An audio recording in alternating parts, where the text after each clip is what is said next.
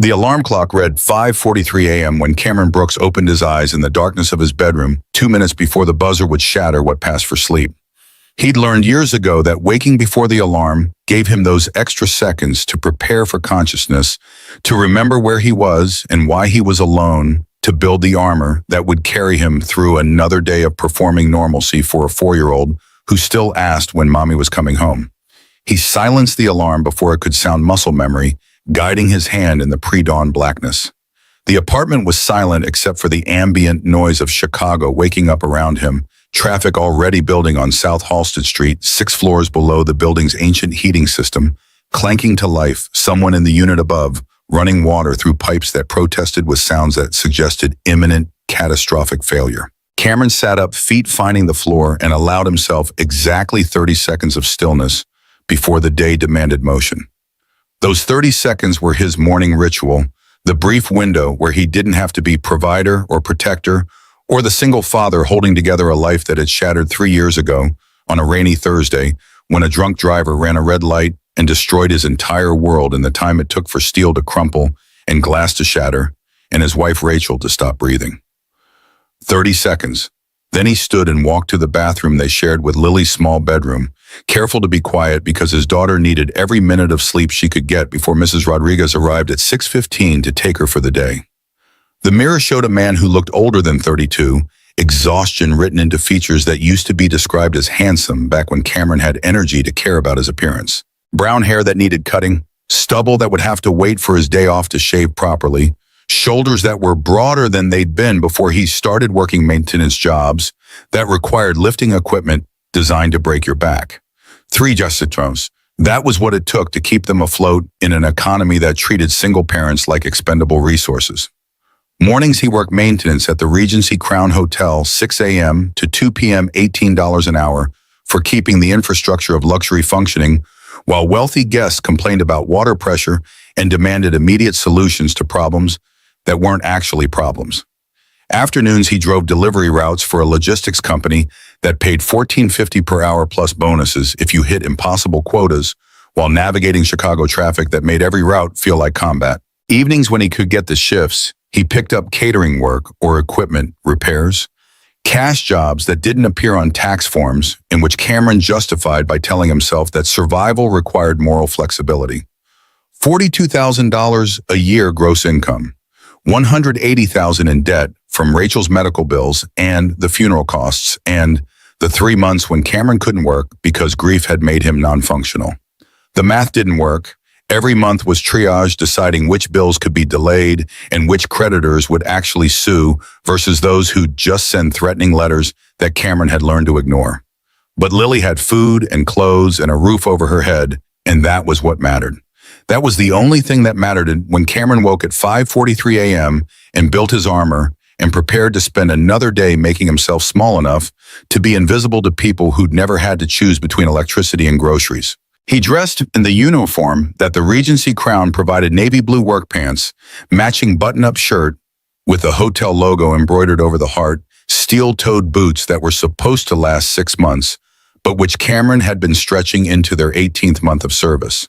The shirt was clean because Cameron did laundry every Sunday night without fail, but the fabric was worn thin at the elbows and collar, the blue fading to something closer to gray under fluorescent lights.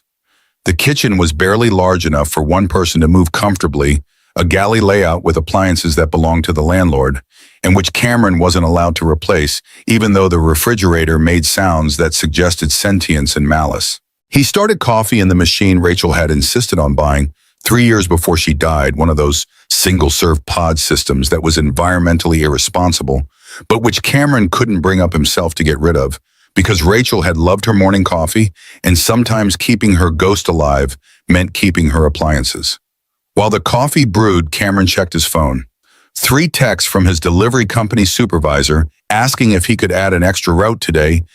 Someone had called in sick and they needed coverage. Cameron calculated quickly. Extra route meant 4 more hours, roughly $60 after taxes, and Mrs. Rodriguez had already said she could keep Lily until 8 p.m. if needed. $60 was a week of groceries if he shopped carefully. He texted back confirming he'd take the shift. The coffee finished. Cameron drank it black, standing over the sink, too expensive to waste on cream that would spoil before he used it all. Through the window above the sink, the city was transitioning from night to dawn, streetlights still glowing against the sky that was shifting from black to deep blue. In 6 hours, he'd be navigating delivery routes through Christmas shoppers who'd forgotten what patience meant. In 14 hours, he'd collapse into bed and sleep until the alarm went off at 5:43 a.m. and the cycle repeated. Lily's bedroom door was decorated with construction paper drawings she'd made in preschool flowers and hearts, and stick figures that were supposed to represent their family. Cameron paused outside, listening to her breathing through the door, the sound that had kept him tethered to sanity in the months after Rachel died, when grief suggested that maybe survival wasn't worth the effort. He opened the door quietly. Lily slept in her toddler bed, buried under blankets that featured cartoon characters Cameron didn't recognize, but which had been on sale at Target. Her blonde hair, Rachel's hair, not his, splayed across the pillow, small face peaceful in ways that only children could manage. She clutched her stuffed elephant, the one Rachel had bought when they found out they were having a girl back, when their biggest worry was whether the nursery color scheme matched and whether they were prepared for parenthood. They hadn't been prepared for parenthood. Nobody was, not really, but Rachel had been better at it than Cameron, natural maternal instincts that made her the parent Lily ran to first when she fell, or when nightmares came, or when she needed someone to understand emotions that 4-year-olds couldn't articulate.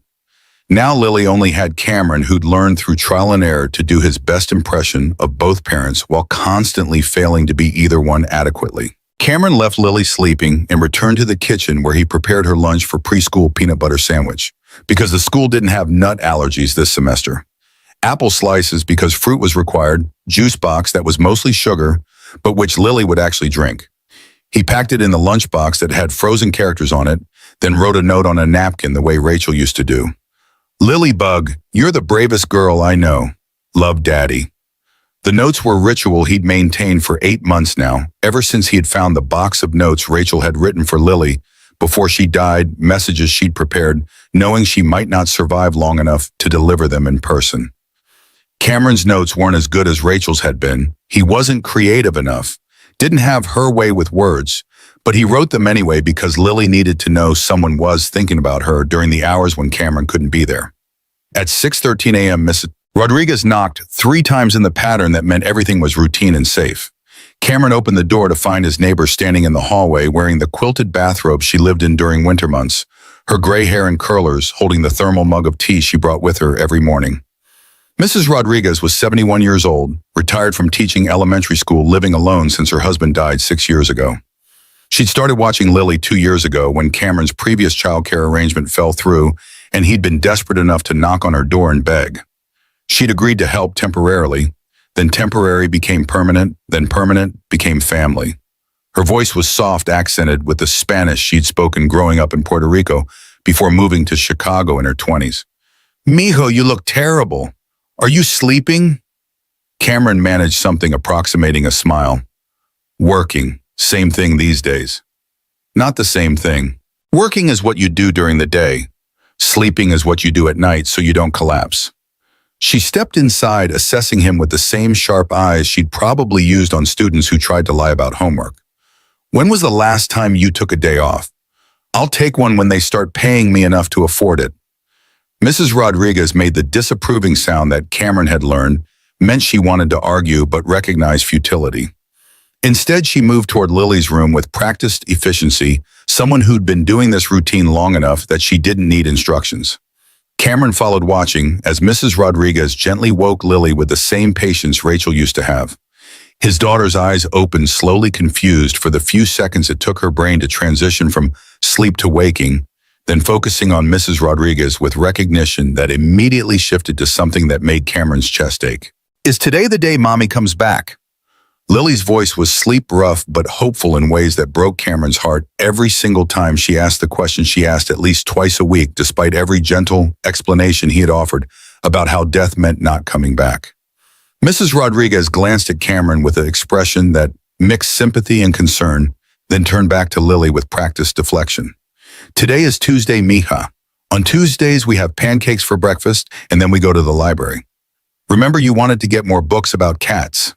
The redirection worked because 4-year-olds could be diverted by routine and promises of favorite things.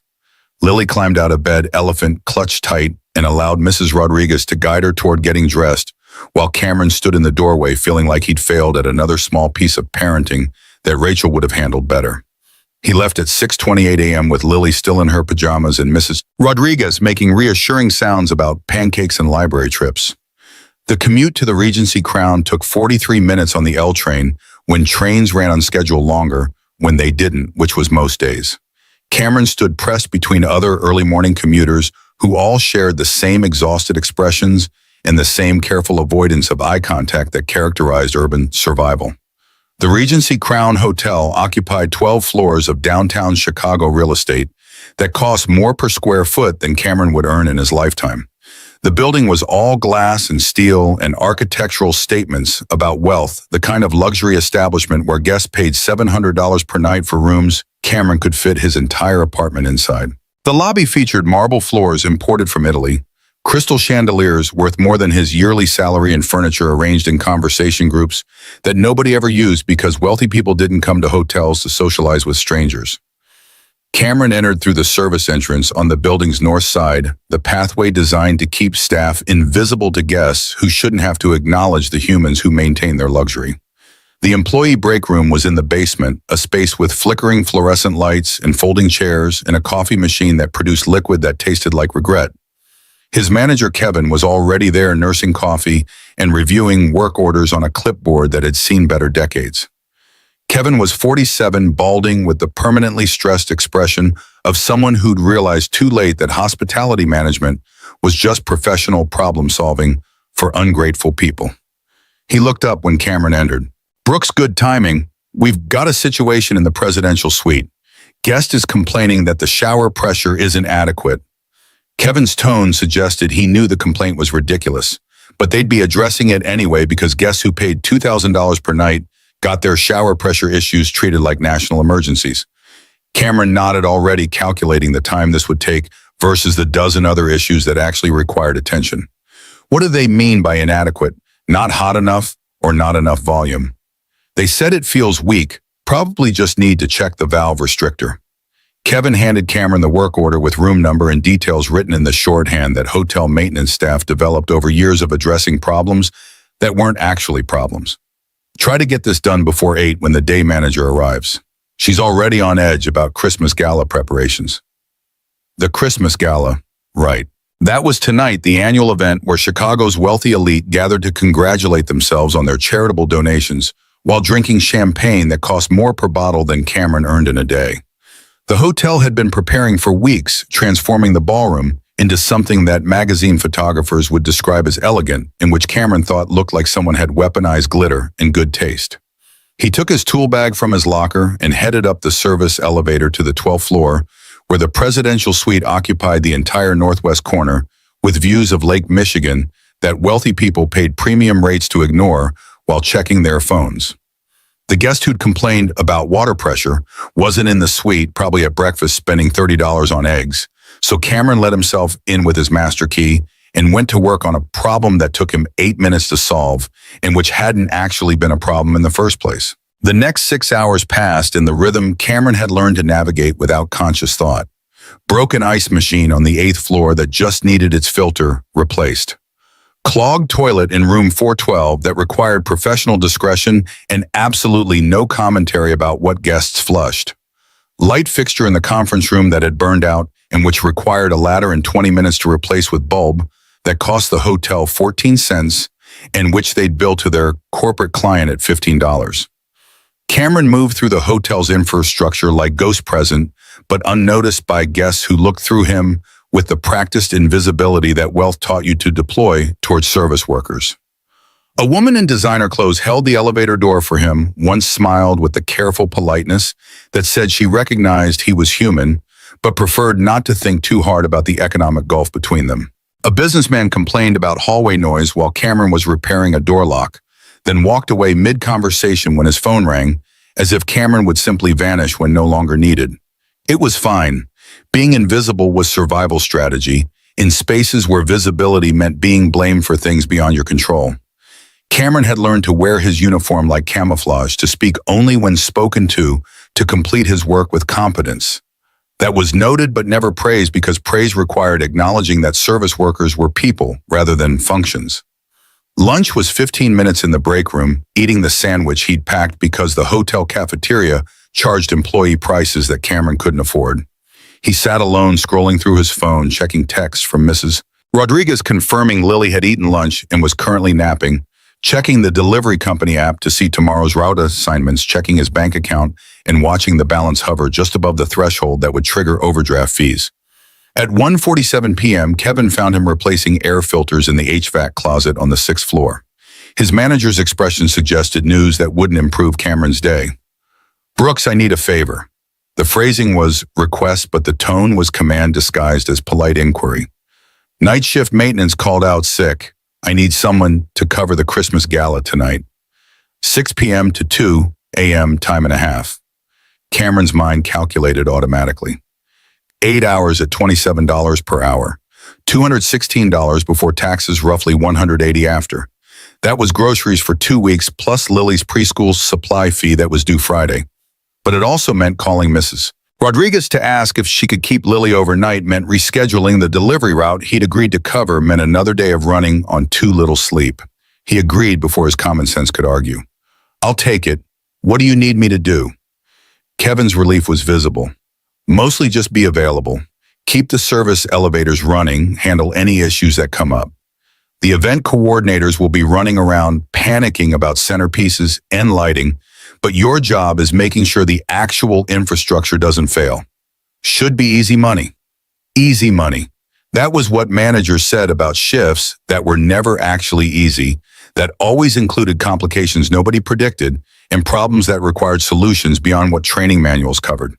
But Cameron needed the money more than he needed to point out that Kevin was being optimistic about how events actually went.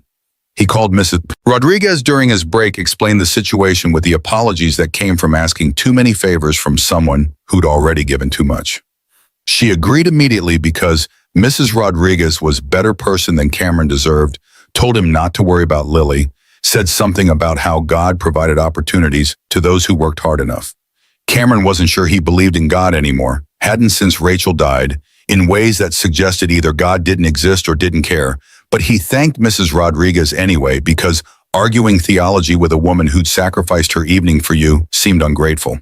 The delivery company supervisor was less understanding when Cameron called to cancel the extra route, reminded him that reliability was important for contractors who wanted to keep getting shifts, suggested perhaps Cameron should reconsider his priorities. Cameron listened to the lecture while counting the $216 he'd earned tonight versus the $60 he'd lose from canceling delivery, reminded himself that math mattered more than pride, apologized for the inconvenience and promised it wouldn't happen again, even though they both knew it probably would. At 2:08 p.m., his regular maintenance shift ended.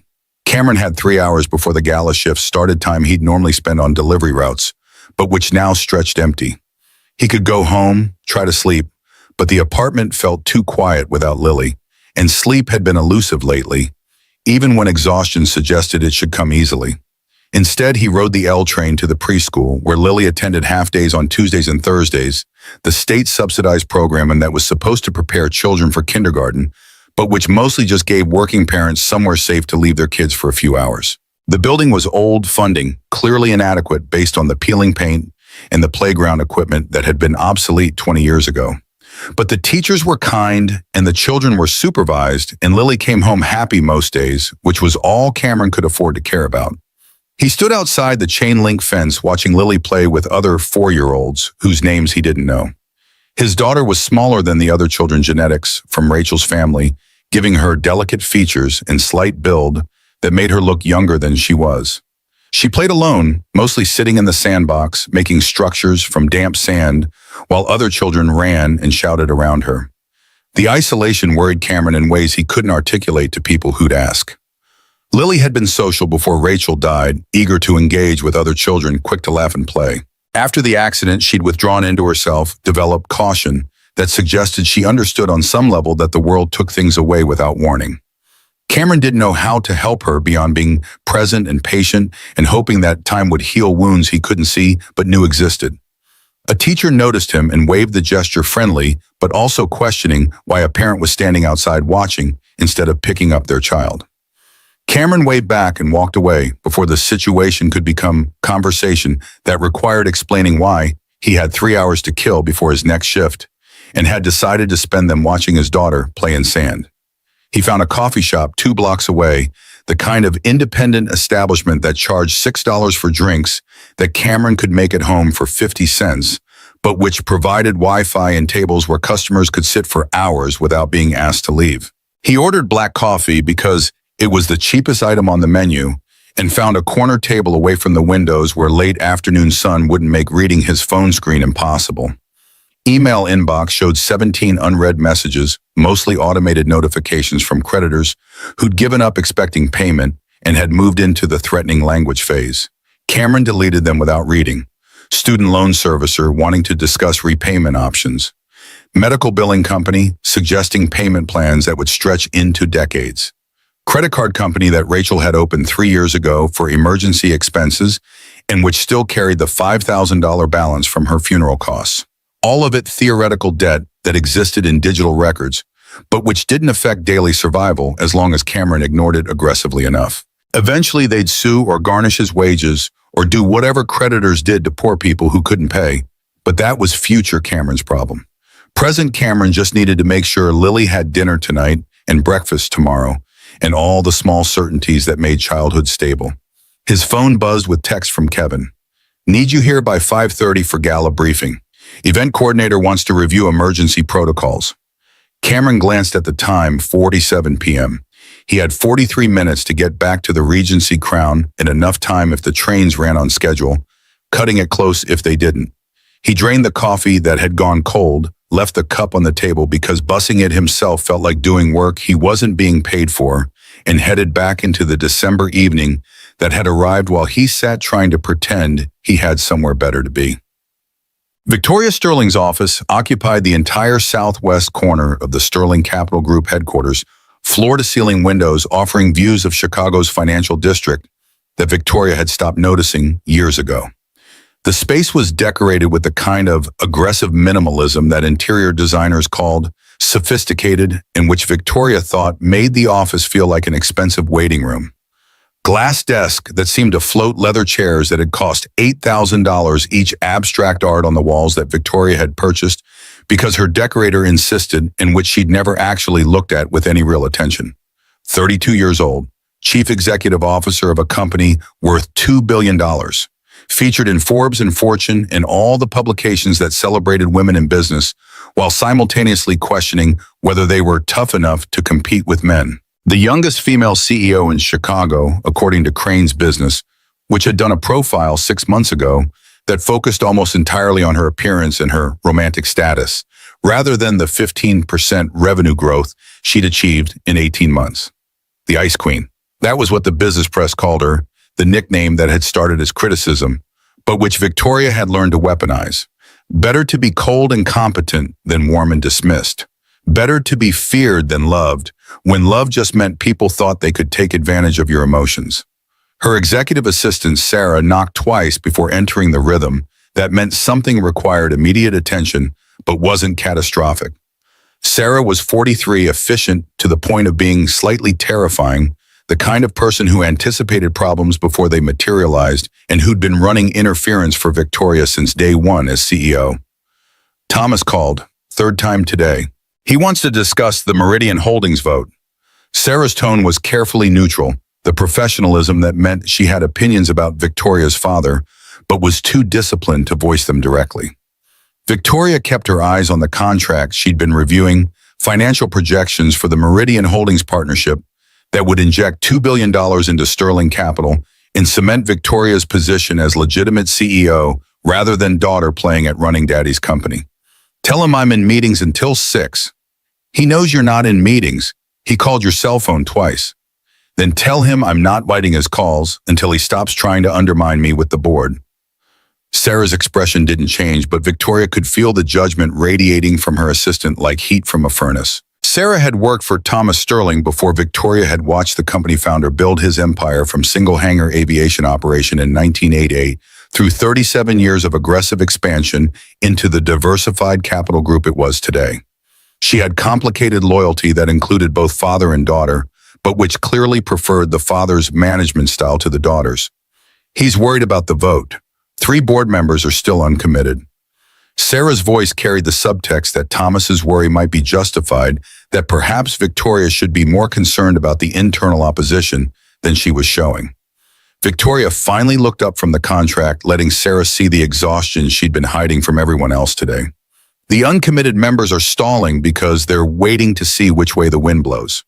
Once we close the Meridian deal, they'll fall in line because nobody votes against success. Unless Marcus convinces them that the deal is a mistake. There it was, the name that had been hovering beneath every conversation Victoria had been having for 6 months, the ghost that haunted Sterling Capital's boardroom, despite no longer having official role in the company. Marcus Ashford, her former fiancé, the venture capitalist her father had groomed as protege and potential son-in-law, the man who was supposed to marry Victoria and help run the empire Thomas was building. Except Victoria had proven more capable than Marcus at every turn, had surpassed his projections, and outmaneuvered his strategies until it became clear that Sterling Capital needed one leader, not 2. Thomas had chosen his daughter, and Marcus had responded by making himself indispensable, in other ways, cultivating relationships with board members, positioning himself as trusted advisor, ensuring that even after Victoria broke their engagement and effectively forced him out of day-to-day operations, his influence remained embedded in the company's power structure. For 6 months, Marcus had been systematically dismantling what Victoria was trying to build. Not overtly, that would be too obvious, too easy to counter. Instead, he operated through whisper campaigns and strategic lunches with board members planting seeds of doubt about Victoria's judgment, questioning whether she was emotionally stable enough to handle the pressure of running a multi-billion-dollar organization, suggesting that perhaps Thomas should consider returning from semi-retirement to provide steadier leadership. And it was working. Not completely, not yet, but Victoria could feel the ground shifting beneath her, the way sailors reportedly felt the sea change before storms arrived. Board members who'd been loyal were starting to ask careful questions. Investors who'd committed capital were requesting additional assurances. The business press that had celebrated her appointment was now publishing think pieces about whether she'd proven herself or just been coasting on her father's reputation. The Meridian Holdings partnership was supposed to end the speculation. $2 billion in committed capital expansion into markets. Sterling Capital had never penetrated validation from one of the most respected investment groups in the country. Once that deal closed, Marcus's whisper campaign would lose credibility because success was the only argument that mattered in business. But closing the deal required board approval. And board approval required convincing uncommitted members that Victoria was making the right strategic move, and convincing them was difficult when Marcus was simultaneously working to undermine their confidence in her judgment. Sarah was still standing in the doorway, waiting for instructions that Victoria didn't have. Finally, Victoria closed the contract and made a decision that felt like surrender, but which was actually just pragmatism. Set up lunch with Thomas tomorrow. Tell him I want to discuss board strategy. Sarah nodded and disappeared, leaving Victoria alone in her expensive office with views she didn't appreciate and furniture she didn't care about. She pulled up her phone and scrolled through recent calls, confirming what she already knew. Thomas had indeed called 3 times today. Marcus had called twice using the number Victoria had blocked, but which apparently he'd replaced. And her younger sister Claire had texted asking if Victoria was still coming to Christmas dinner, which was now 10 days away, and which Victoria had been avoiding committing to. The Sterling family Christmas. That would be fun. Thomas would spend the entire meal making pointed comments about business decisions he disagreed with. Marcus would somehow be invited because Thomas couldn't quite let go of the protege he'd invested 15 years grooming. Claire would ask intrusive questions about Victoria's personal life while simultaneously judging her for not having one. And Victoria would sit there performing the role of daughter and sister, incompetent executive, while internally screaming about the suffocating weight of expectations she'd never asked for, but had inherited anyway. Her phone buzzed with reminder Christmas gala tonight at the Regency Crown Hotel, 7 p.m. Start black tie, required attendance mandatory because Meridian Holdings executives would be there, and this was the opportunity to demonstrate that Sterling Capital was stable and professional despite whatever rumors Marcus was spreading. Victoria had been dreading the gala for weeks. Not because she disliked events, she'd learned to perform charm and confidence at business functions the same way she performed everything else.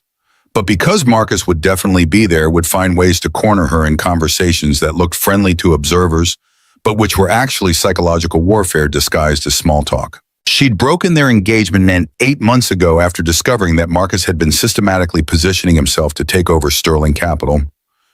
Once they were married, not overtly hostile takeover, just strategic maneuvering that would have resulted in Thomas retiring, Victoria transitioning to some symbolic role, and Marcus becoming de facto CEO of the company Victoria had been trained to run since she was 14 years old.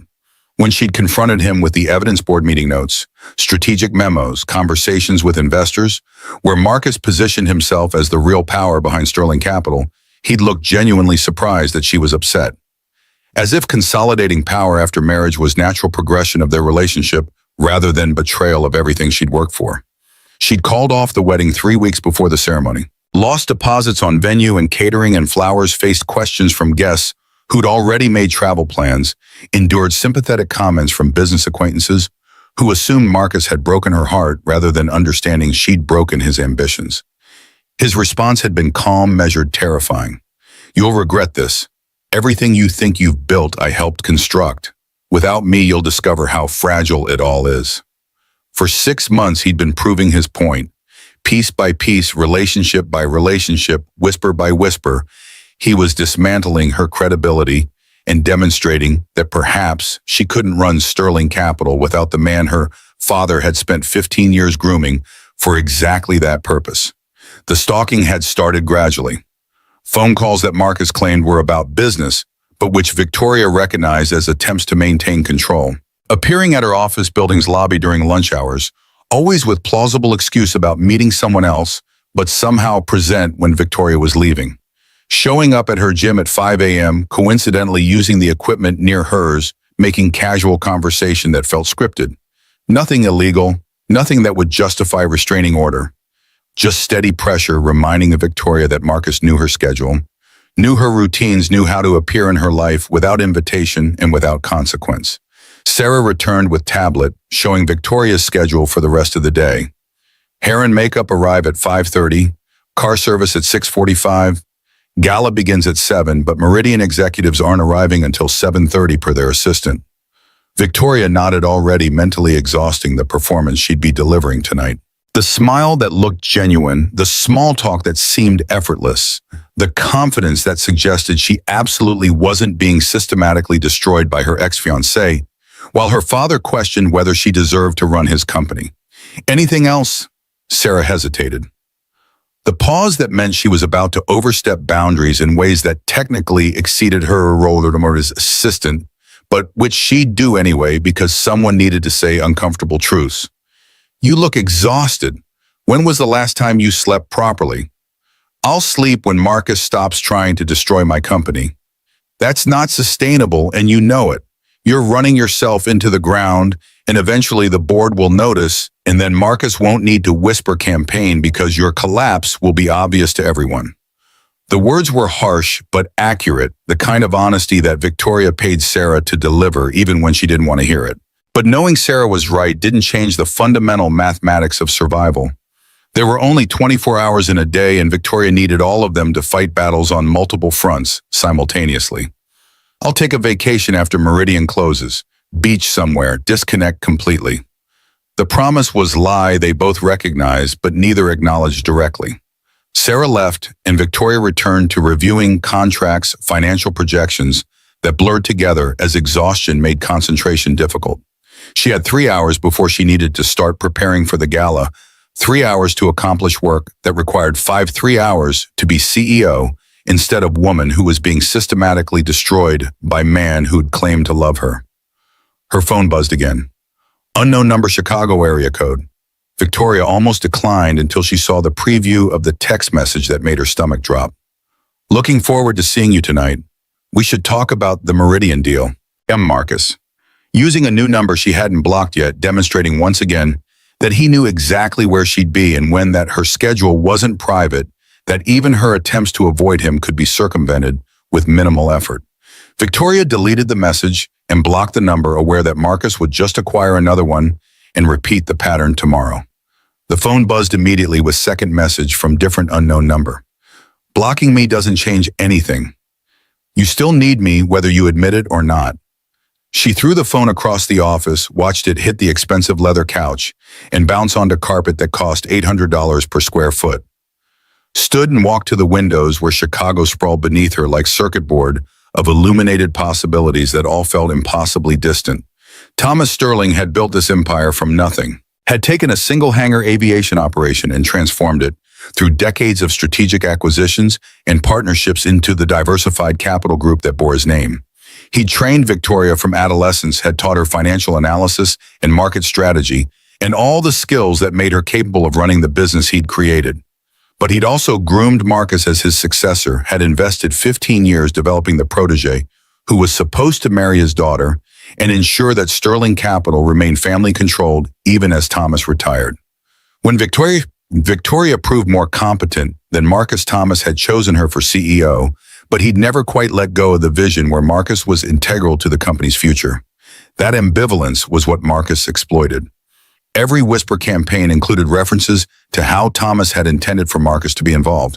Every board meeting where Victoria's judgment was questioned included subtle reminders that Thomas himself had doubts. Every strategic decision Victoria made was compared unfavorably to how Marcus would have handled it, as if the man who'd tried to stage a boardroom coup was somehow more trustworthy than the daughter who'd spent 27 years preparing for this role. Victoria retrieved her phone from where it had landed on the couch. The screen was uncracked. Apparently $800 phones could survive being thrown by frustrated CEOs, and showed 3 more texts from 3 more unknown numbers, all variations on the same theme of Marcus, reminding her he was still present in her life, whether she wanted him there or not.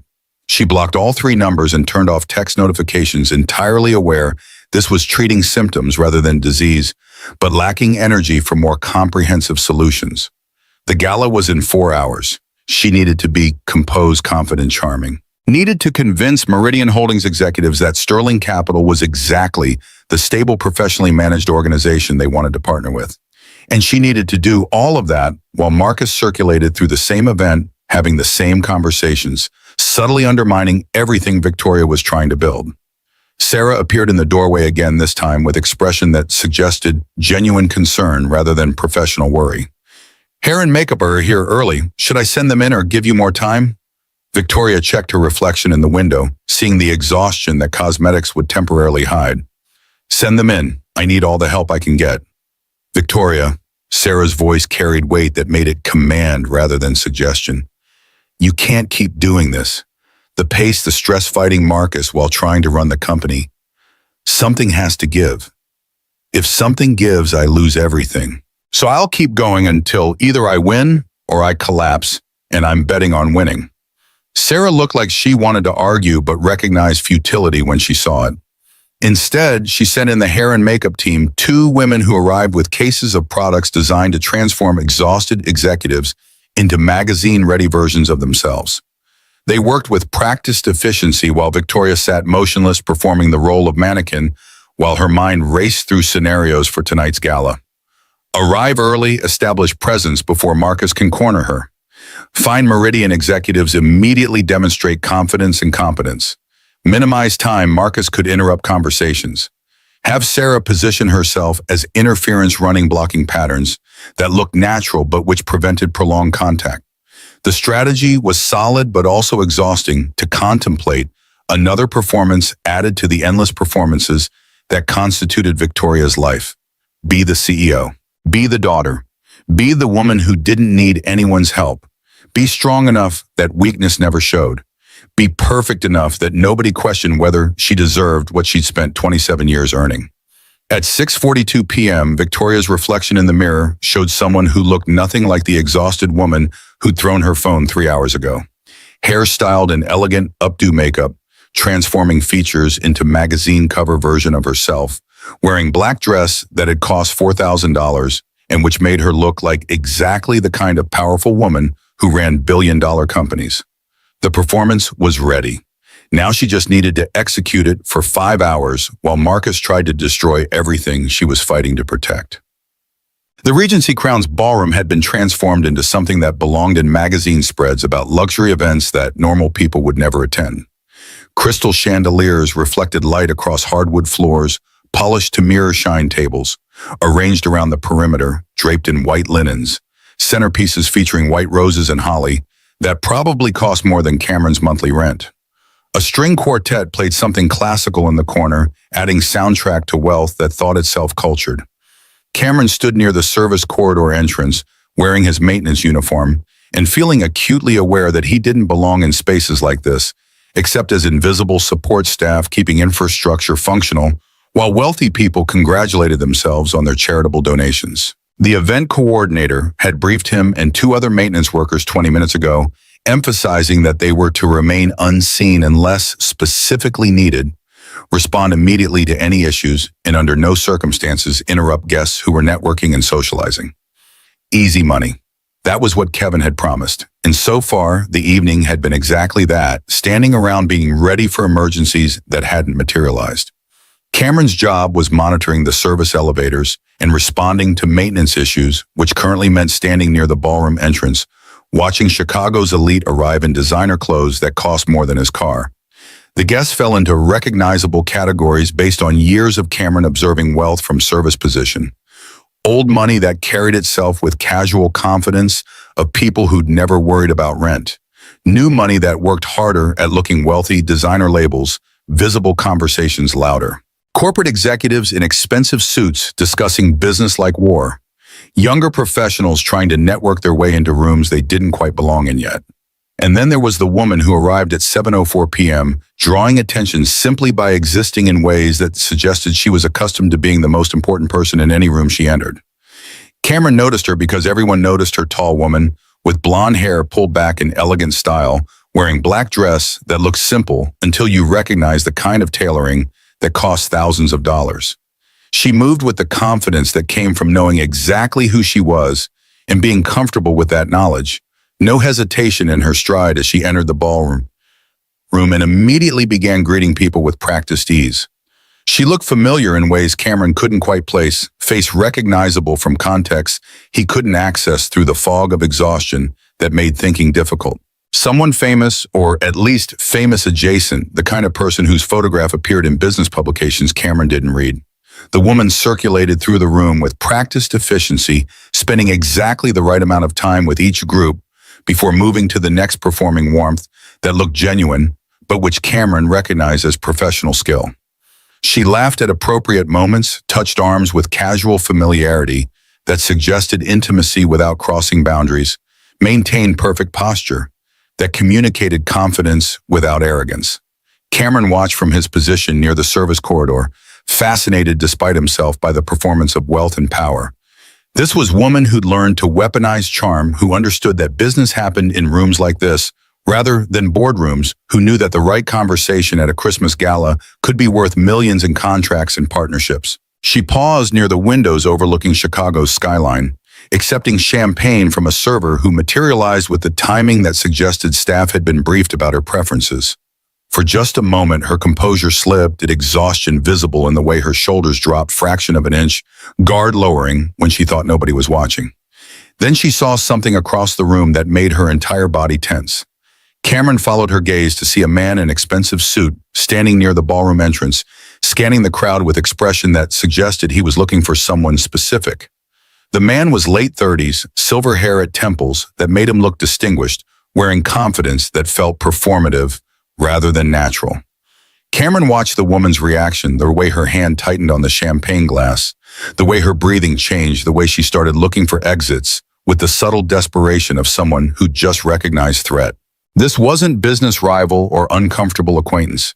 This was fear manifesting in someone who'd learned to hide fear so effectively that most people would miss the signs.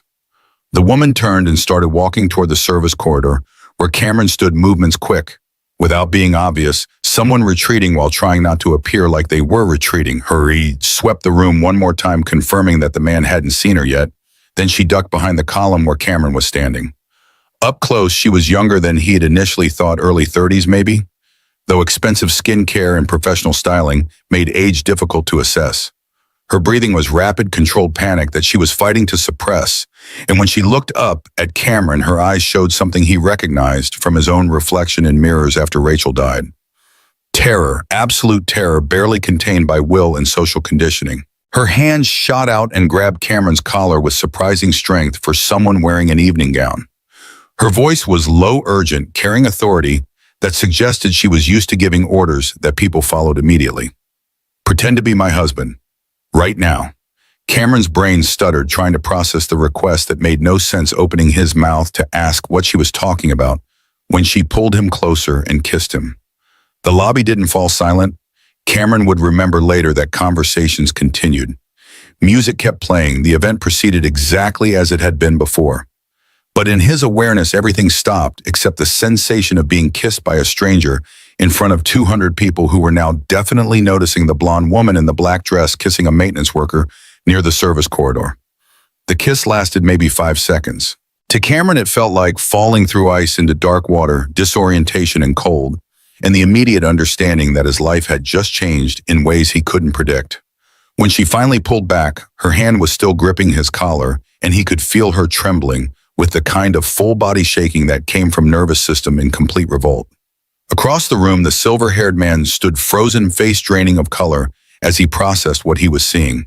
His expression cycled through shock to disbelief to something darker that Cameron couldn't quite identify, but which looked like rage carefully suppressed beneath social conditioning. The woman was still gripping Cameron's collar, still trembling, still looking at him with eyes that begged for help even as her voice came out commanding. "Come with me." She pulled him toward the service corridor, movements quick without running someone executing strategic retreat that was supposed to look casual. Cameron followed because his brain hadn't caught up with events yet, because the woman clearly needed help, because instinct that had once made him good at emergency response was screaming that this situation required immediate action, even if he didn't understand what that action should be. The service corridor was utilitarian contrast to the ballroom's luxury concrete floor, exposed pipes, fluorescent lights that buzzed with frequency suggesting imminent failure. The woman released Cameron's collar and leaned against the wall, breathing like she'd just finished marathon. Up close, without the ballroom's strategic lighting and her public performance, she looked younger and more vulnerable. The perfect styling couldn't quite hide the exhaustion in her eyes, the tension in her shoulders, the way her hands shook as she pressed palms against the concrete wall, like she needed physical contact with something solid to anchor herself. Cameron found his voice, finally words coming out confused and concerned in equal measure. "What are you doing?" She pressed palms against her eyes, composure cracking further. "I'm sorry, God, I'm so sorry. I just saw him and I panicked." "Saw who?" "My ex-fiancé. He's been following me for months. And when I saw him tonight, I needed to do something that would throw him off, something he wouldn't expect." She lowered her hands, eyes red-rimmed, mascara starting to smudge, despite whatever expensive waterproof formula her makeup artist had used. "So you kissed a complete stranger?" "Yes, and I know that's insane, but I was out of options and you were there and..." She paused and Cameron saw recognition flash across her face. "You've always been kind to me." That stopped him because he had no memory of ever meeting this woman before 30 seconds ago. "What? 3 weeks ago, parking garage. You held the elevator door without being asked. Didn't try to make conversation. Didn't stare at me like I was prized to be won. You just stood there quietly, then nodded and disappeared." Cameron had vague memory of holding an elevator for someone in the parking garage, the kind of automatic politeness that became habit when you work service positions. But he'd never looked at the person's face, never registered that the moment had mattered enough to be remembered. "That kiss wasn't for the crowd." Her voice cracked. "It was for me. If I hadn't done something, anything, I would have frozen. Marcus would have seen me freeze, and he would have known I'm scared of him. I can't let him win. Not tonight." Cameron recognized the edge she was standing on. He'd stood there himself in the hospital corridor when doctors told him Rachel wasn't going to survive her injuries in the funeral home, when he had to choose casket for a woman who was 32 years old and shouldn't have needed one in the dark hours after Lily fell asleep, when grief suggested that perhaps continuing to exist required more strength than Cameron possessed. The woman was spiraling. He could see it breathing, getting faster, hands trembling harder, composure collapsing under weight she'd been carrying too long. Cameron had worked enough emergency response to recognize panic attack developing in whatever complicated situation he'd just been pulled into. Letting this woman have public breakdown seemed worse than whatever consequences would follow from helping her. He kept his voice calm, the tone that emergency responders use for people in crisis. "Hey, look at me." She did, eyes focusing on his face with effort that suggested she was fighting hard to stay present. "You're having a panic attack. That's normal given what just happened. But you're safe right now. The guy Marcus, he's still in the ballroom. You're here with me. Nobody's going to hurt you. You don't understand. This isn't just about tonight. He's been destroying everything I built for 6 months. And if he sees that I'm scared, if he knows he got to me..." 10 minutes. Cameron interrupted before she could spiral further. "Give yourself 10 minutes to breathe. Then you can go back out there and handle whatever you need to handle. But right now, just breathe." She stared at him like he'd spoken in foreign language, like the concept of taking 10 minutes for herself was so alien that she couldn't process it. "I don't have 10 minutes. Meridian Holdings executives are arriving, and I need to be there to make first impression before Marcus can poison the conversation. In 10 minutes, you can be composed and ready. Right now, you're about 5 seconds from completely falling apart. Which version is going to make better impression?" The logic penetrated. She took a breath that shuddered but stayed controlled. 10 minutes. 10 minutes. Then you go back out there and convince whoever needs convincing that you're exactly as competent as you actually are. Something flickered in her expression, surprise maybe, or recognition that this stranger in a maintenance uniform somehow understood what she needed to hear. She straightened shoulders, pulling back CEO, sliding back into place like the armor she'd temporarily removed. "What's your name?" "Cameron Brooks." "I'm Victoria Sterling." She extended her hand like they were at a business function instead of a service corridor where she'd just had a panic attack. "Thank you for helping and for not asking questions." Cameron shook her hand, noting the manicure that probably cost more than his weekly groceries and the strength in her grip that suggested someone who'd learned to project confidence through physical presence. Questions seemed like they'd just make this more complicated. "They would," Victoria managed a smile that didn't reach her eyes. "I need to ask you something and you're absolutely allowed to say no. Actually, you should probably say no because this is insane and inappropriate and I have no right to ask." Cameron had a feeling he knew where this was going, and every rational part of his brain was screaming that he should extract himself from this situation before it became whatever complicated mess Victoria was about to propose. But the part of him that had once been good at emergency response, that had learned to help people in crisis even when helping was complicated, couldn't quite walk away from someone who looked like they were drowning. 10 minutes. "You said you needed 10 minutes to decide how to handle Marcus. What happens after 10 minutes?" "After 10 minutes, I go back out there and face him. But if I'm alone, when I do that, he'll see it as weakness. He'll use tonight against me with the board, tell them I can't handle pressure, suggest that maybe I'm not stable enough to run Sterling Capital." She paused, and Cameron could see her calculating weighing risk versus reward with the speed that suggested she made complex decisions under pressure regularly. "But if I walk out there with someone, if Marcus sees that I'm not alone, that I've moved on, it changes the dynamic, takes away his leverage." "So you want me to stand next to you while you talk to these Meridian people?" "Yes, for the rest of tonight. Maybe the next few days until the contracts are signed and Marcus can't touch them." The request was insane. Cameron knew it was insane. He had Lily waiting at Mrs. Rodriguez's apartment, had delivery shifts tomorrow, had carefully balanced life that didn't include pretending to be someone's husband at business events where he clearly didn't belong. But he also knew what it felt like to face worse moments alone.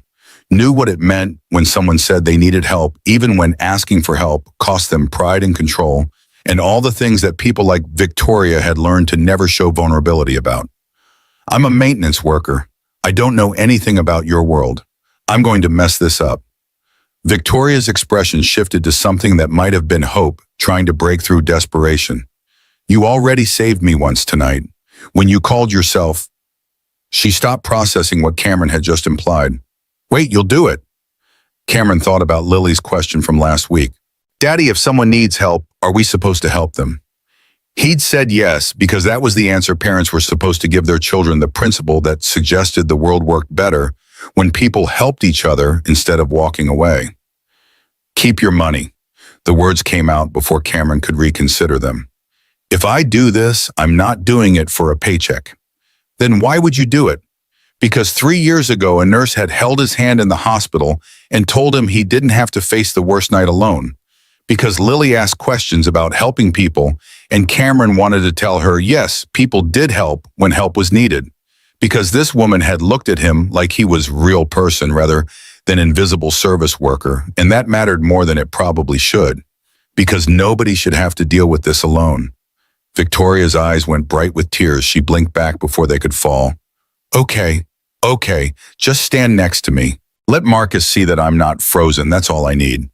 They stepped back into the ballroom like actors taking the stage. Victoria's hands slid into the crook of Cameron's elbow, fingers digging in with pressure that communicated how much control she was exerting to appear casual. The crowd had mostly returned to their conversations, but heads still turned, whispers rippling through the room as wealthy people processed the image of Victoria Sterling with maintenance worker. Cameron could feel their assessment, the calculation happening behind polite faces as guests tried to determine who he was and why Victoria was touching him, and whether this was something that mattered or just odd moment that would be forgotten by morning. They crossed toward the windows where a small group had gathered around older couple who radiated the kind of casual wealth that came from decades of success. Marcus stood on the periphery of this group, silver hair catching the chandelier light, eyes tracking Victoria's approach with predatory focus that made Cameron's protective instincts activate, despite having known this woman for less than 15 minutes. Up close, Marcus looked exactly like the kind of man Cameron had learned to distrust on instinct, too polished, too confident, smiling with mouth while eyes calculated. He watched Victoria approach with expression that cycled through surprise to confusion, to something darker, possessive anger to barely controlled beneath social conditioning. His voice was smooth when he spoke, carrying just enough volume that nearby guests could hear. Victoria, I didn't realize you'd be bringing a guest. Victoria's grip on Cameron's elbow tightened steel beneath silk. Marcus, I didn't realize you'd be here at all. The Meridian Holdings team invited me personally. They value my insights on Sterling Capital's strategic direction. The threat was casual, delivered with smile that didn't reach his eyes. How interesting that you're suddenly so concerned about my business relationships. Not sudden at all. Victoria's smile matched his for false warmth. I've always been concerned about people who try to undermine Sterling Capital, though I see your taste in passive-aggressive comments hasn't improved. Marcus's gaze slid to Cameron, assessment, dismissive and cruel simultaneously. Though I see your taste in companions hasn't improved either. Something shifted in Cameron, protective instinct overriding the trained invisibility that service workers learn to survive with. He extended his hand with confidence. He absolutely didn't feel aware that every person nearby was watching this interaction. Cameron Brooks, Victoria's husband. The word dropped into the conversation like stone into still water. Nearby guests went silent. The older couple who'd been talking with Marcus turned to stare, and Marcus's face went through expressions too fast to catalog: shock, disbelief, rage, forced control. Husband. Marcus repeated the word like it was a foreign concept he needed to process. That's interesting. I don't recall hearing about a wedding. That's right. Cameron glanced at Victoria, seeing her nod slightly. We've been married about a year now. Isn't that right, honey? Victoria's voice came out steady, despite the way her hand was trembling against his elbow. A year and 2 months. We had a small ceremony. Very private. How convenient. Marcus's voice hardened. How convenient that no one knew about this marriage. That you've never mentioned a husband to the board. That there are no records of a wedding license. We didn't see the need to make an announcement. Cameron kept his voice level, channeling every lesson he'd learned from emergency response about staying calm when people were actively hostile. Some things are worth keeping between the people who matter. The older couple, the Meridian Holdings executives, Cameron realized were staring openly, now expressions shifting from confusion to something that looked like approval. The woman actually smiled at Victoria, raising her champagne glass in small gesture of congratulation. It was working. Whatever desperate gambit Victoria had initiated, it was actually working because Marcus looked like someone had rearranged his chessboard without permission, and he couldn't quite figure out how to respond. Victoria's voice carried just enough warmth to sound genuine. If you'll excuse us, Marcus, we should say hello to Richard and Patricia from Meridian Holdings. They didn't make it to our ceremony, and we've been meaning to introduce Cameron properly. She guided Cameron away before Marcus could respond, leaving him standing there with expression that promised consequences, even if he couldn't deliver them immediately. They crossed the ballroom toward the older couple who were now watching their approach with interest rather than confusion. Richard was perhaps 65, distinguished in the way that successful men aged when they had money for personal trainers and expensive skincare. Patricia was similar age, wearing diamonds that caught the light and suggested decades of wealth rather than new acquisition. They both radiated the casual confidence of people who'd been important for so long that performance was unnecessary. Victoria's hand was still gripping Cameron's elbow hard enough that he'd probably have bruises tomorrow, but her voice came out warm and professional as she made introductions. Richard, Patricia, I'd like you to meet my husband, Cameron Brooks. Cameron, Richard, and Patricia Chen from Meridian Holdings. Cameron shook hands and tried not to think about how these people could probably tell from his calluses exactly what kind of work he did for a living. Richard's grip was firm, assessing the handshake of someone who made judgments quickly. Patricia's hand was soft manicured, her smile genuine in ways that suggested she was actually pleased to meet him rather than just performing politeness. Patricia's voice carried genuine warmth. It's lovely to finally meet you, Cameron. Victoria has been keeping you quite the secret. We prefer to keep our personal lives private. Cameron kept his voice steady, aware that he was improvising without script, and that any moment he could say something that would expose the entire deception, especially given how public Victoria's professional life is. Richard nodded like this made perfect sense. Quite right. The business press can be invasive. Better to maintain some boundaries. He glanced at Victoria. Though I'm surprised Thomas never mentioned you had married. He and I play golf twice a month, and he's never brought it up. Victoria's hand tightened further on Cameron's elbow. My father and I have a complicated relationship regarding my personal life. He had expectations about who I should marry that didn't align with my choices. Patricia made sympathetic sound. Family expectations can be difficult to navigate, but ultimately you have to live your own life, not the one your parents designed for you. They talked for another 10 minutes, easy conversation about holidays and Chicago weather, and the logistics of Meridian Holdings' proposed partnership with Sterling Capital.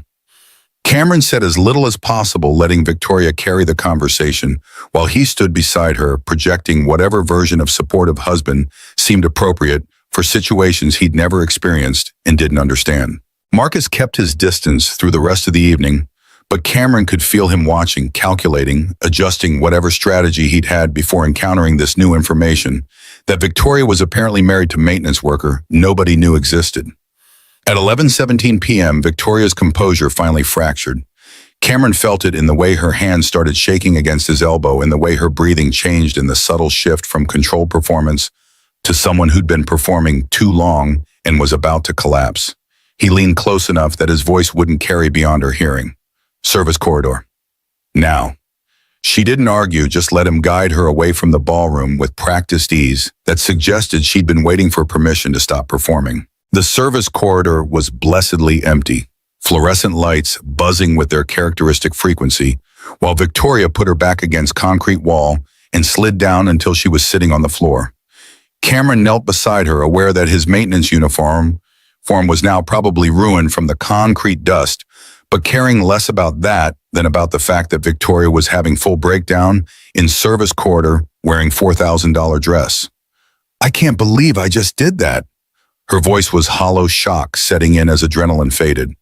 I kissed a stranger, lied to everyone, told Richard and Patricia that you're my husband when you're, she gestured vaguely at his uniform.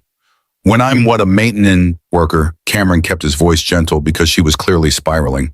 That's what I am. If that's a problem, you should have thought about it before you kissed me in front of 200 people.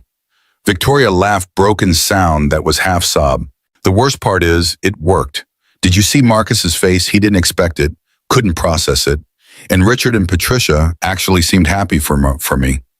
Like marrying maintenance worker was somehow more respectable than whatever Marcus had been telling them about me.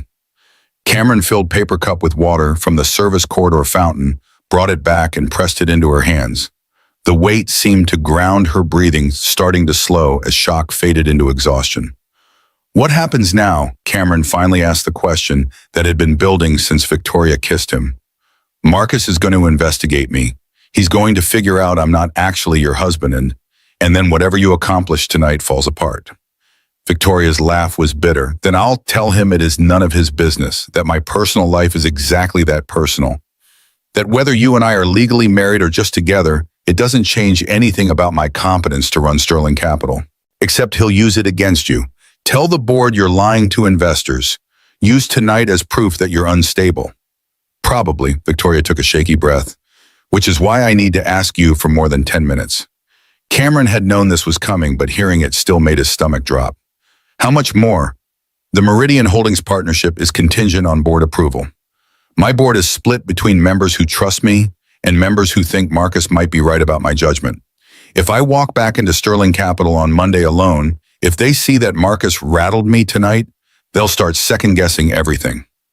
She looked up at Cameron with eyes that showed exactly how much it cost her to ask for help. But if you walk in there with me, if they see that I'm stable, that I've moved on from Marcus, that I have support system, it changes the narrative.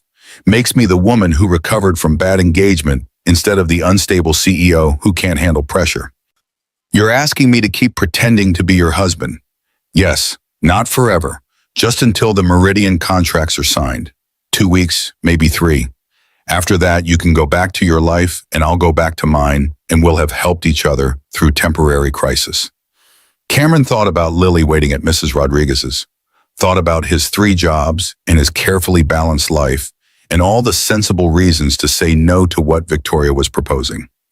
Then he thought about the way she'd looked when she buckled in this corridor earlier, about the terror in her eyes, when she'd seen Marcus, about the fact that she was fighting battle alone against someone who was systematically destroying everything she'd built. I have a 4-year-old daughter. I work 3 jobs. My life is complicated in ways that don't fit into your world. I know, and I'm not asking you to change your life. I'm asking you to let me into it temporarily. We can figure out logistics. I'll make sure Lily's comfortable, whatever you need. What I need is for my life to make sense again. Cameron heard the exhaustion in his own voice. But that ship sailed the moment you kissed me. Victoria's expression shifted to something that might have been hope. Is that a yes? Cameron thought about Lily's question, about helping people, about the nurse who'd held his hand 3 years ago, about all the small moments when someone had helped him survive the worst and how maybe now he could be that person for someone else. 2 weeks until your contracts are signed. Then we figure out how to end this without destroying whatever you've accomplished. Thank you. Victoria's voice cracked. Thank you, Cameron. I know this is insane. I know I have no right to ask, but thank you. They sat in the service corridor while the gala continued without them. 2 people who'd met an hour ago and who'd just agreed to construct an elaborate lie that would either save Victoria's company or destroy what remained of Cameron's carefully rebuilt life. Marcus appeared at the far end of the corridor, apparently having come looking for them. He stopped when he saw them sitting together, Cameron's hand resting on Victoria's shoulder in gesture that could be read as supportive or intimate, depending on what the observer wanted to see. His voice carried down the hallway, cold and controlled. Victoria, we need to talk. Cameron stood, positioning himself between Marcus and Victoria in movement that was protective without being aggressive. I think my wife has made it clear she's done talking to you for tonight. This doesn't concern you. Everything that concerns my wife concerns me. Marcus's face went through expressions he was clearly trying to control. You have no idea what you've walked into. This woman is manipulating you, using you. And when she's done, she'll discard you like everything else she doesn't need anymore.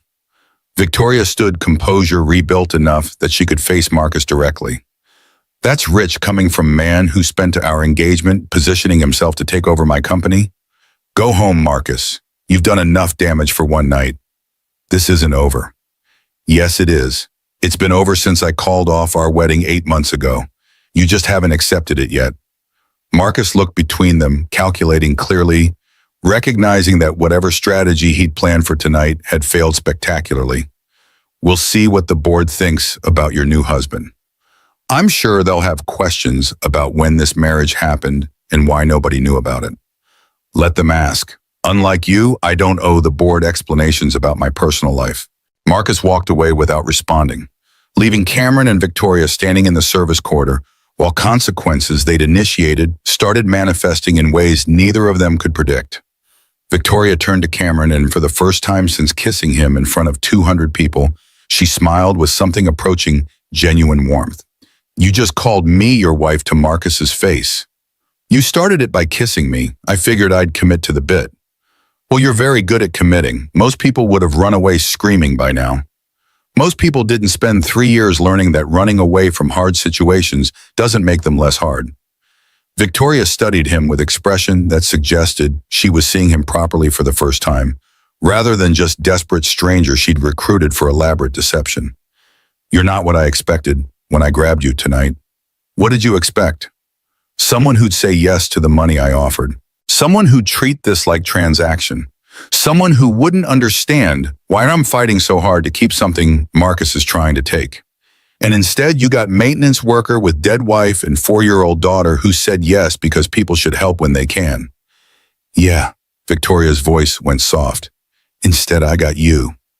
They stood there for a moment, strangers who'd become conspirators, who'd now become something else neither of them had name for yet. The gala was winding down, guests starting to leave, servers beginning the cleanup that would take hours. Cameron's phone buzzed with text from Mrs. Rodriguez asking if he was okay and when he'd be home. He responded quickly, emergency at work, probably after midnight. Thank you for watching, Lily, then turned back to Victoria, who was watching him with expression that mixed gratitude and guilt. I should let you go home to your daughter. You should, but first we need to figure out what happens Monday when I'm supposed to show up at Sterling Capital with husband nobody knew I had. We'll figure it out. Victoria's confidence was returning, CEO sliding back into place now that immediate crisis had passed. I'll have my lawyer draft a brief statement. We'll say we got married a year ago, kept it private, and we're asking for respect of our privacy. Simple. Straightforward. Impossible to disprove without invading personal records.